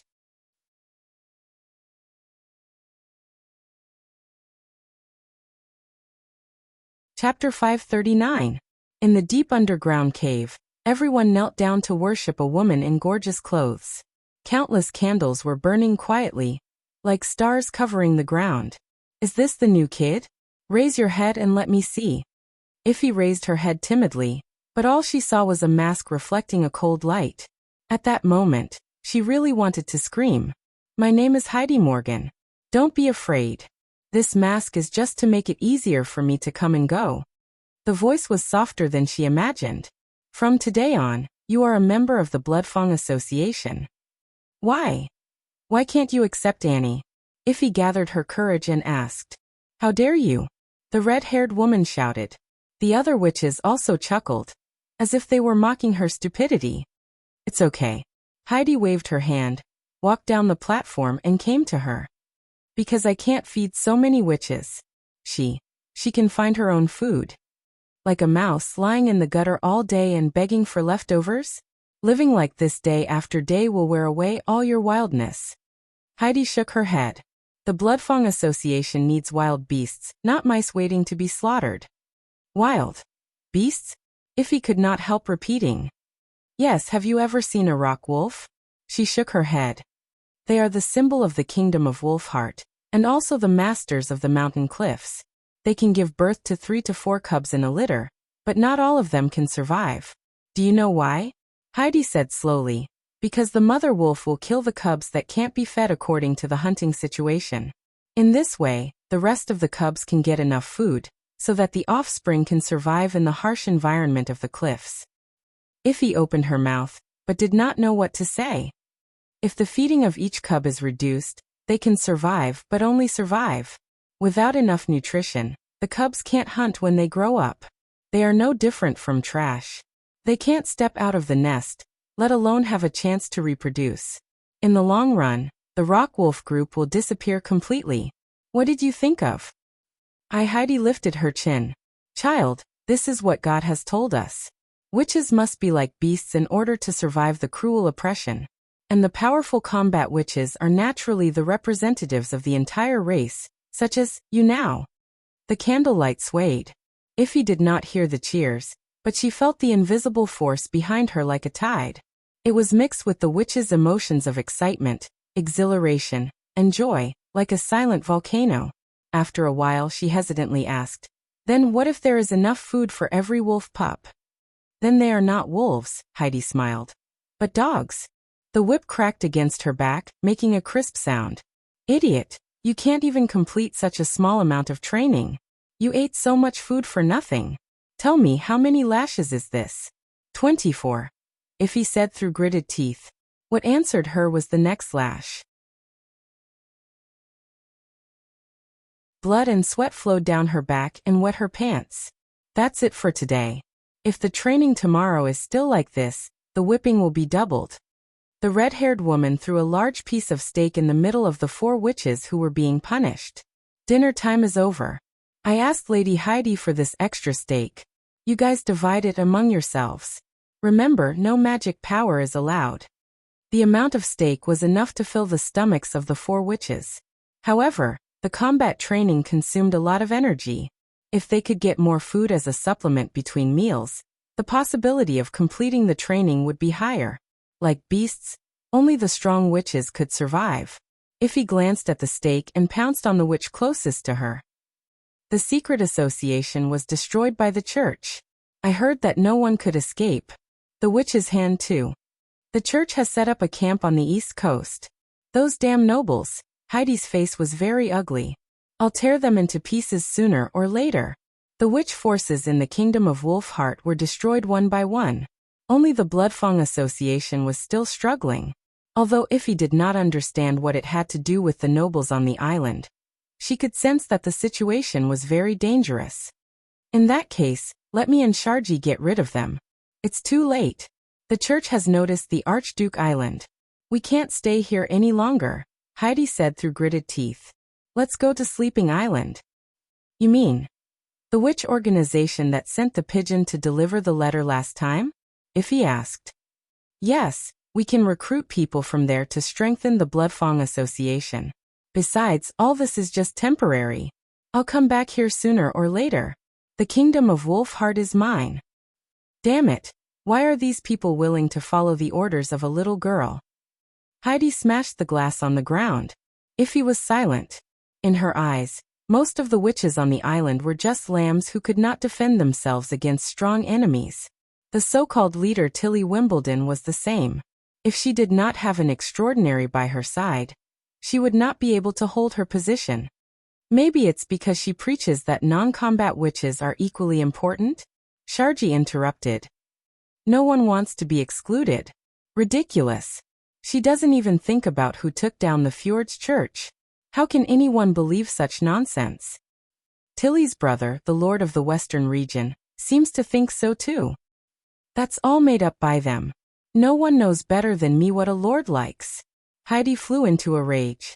Do you think I established the Bloodfang Association for? She suddenly stopped. No, I can't let her talk nonsense anymore. You must go to the Western region and expose Tilly's lies. Tell him my words. I can give more than what Tilly Wimbledon can give. If he did not know why she felt that Lady Heidi did not look like a beast at all. Instead, she looked like an exasperated lamb. Is this the reason you abandoned me? Annie's figure suddenly appeared in front of her. For such a master, for such a ridiculous life.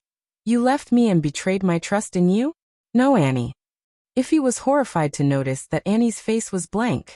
Have you forgotten me? She suddenly opened her eyes. Everything in front of her suddenly disappeared, leaving only the grayish-white ceiling and the hanging chandelier. Is this a dream? She quickly closed her eyes and tried to recall Annie's appearance. Fortunately, Annie's appearance was not far away from her. Feeling slightly relieved, Ify turned over and sat up. She saw a little girl beside the bed looking at her curiously. From the girl's unguarded eyes, Ify knew that she must be a person who had not experienced hardships and struggles. A so-called lamb.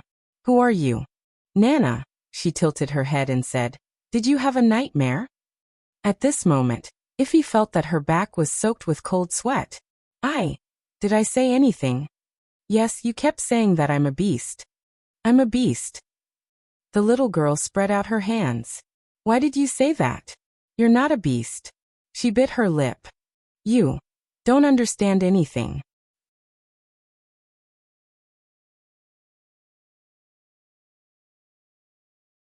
Chapter 540. The First Army completed the follow-up supply work, and would soon set off again. This was also the second half of the task of the spring offensive, to seize Willowtown and Fallen Dragon Ridge.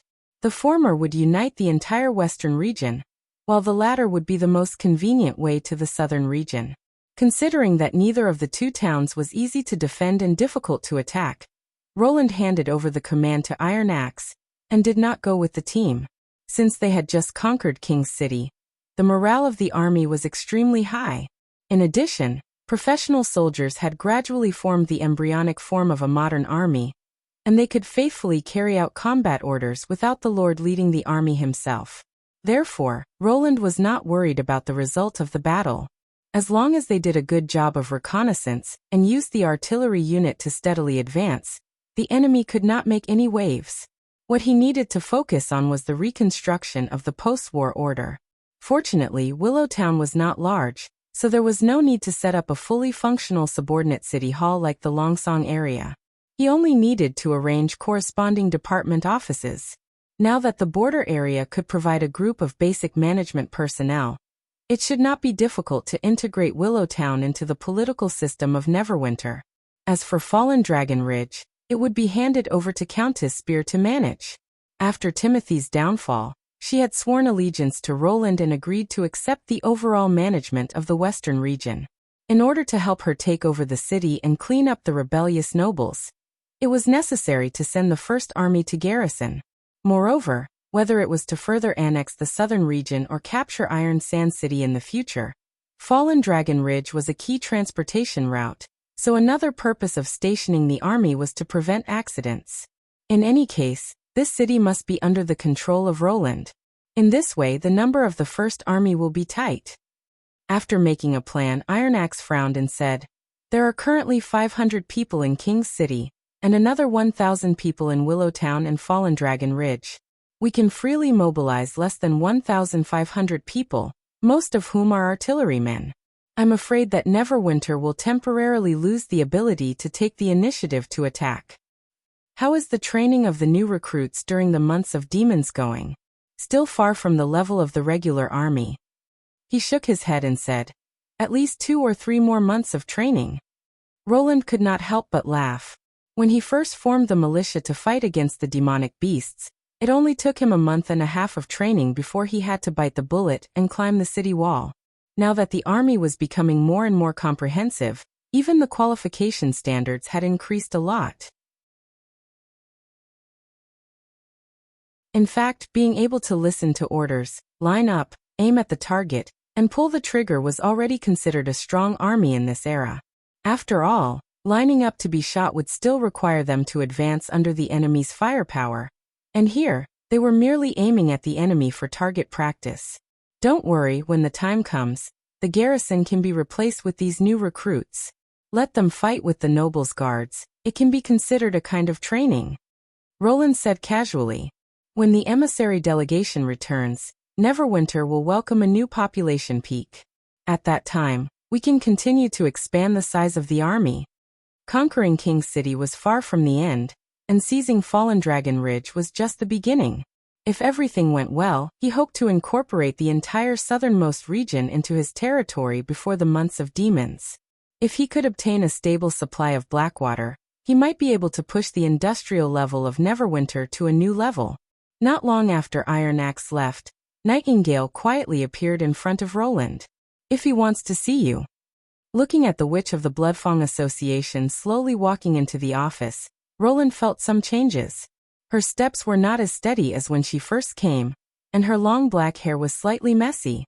Apparently, she did not take care of it.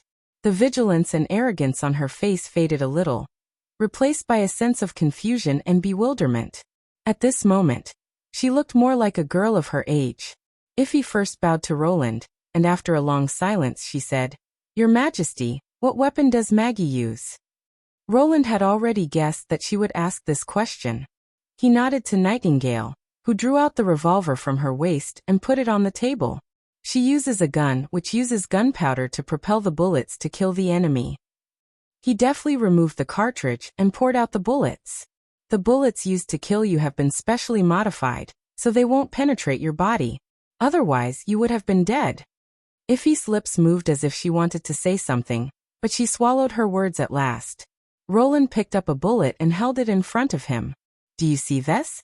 It's not much bigger than a little finger, but it requires a set of very complicated steps to produce it.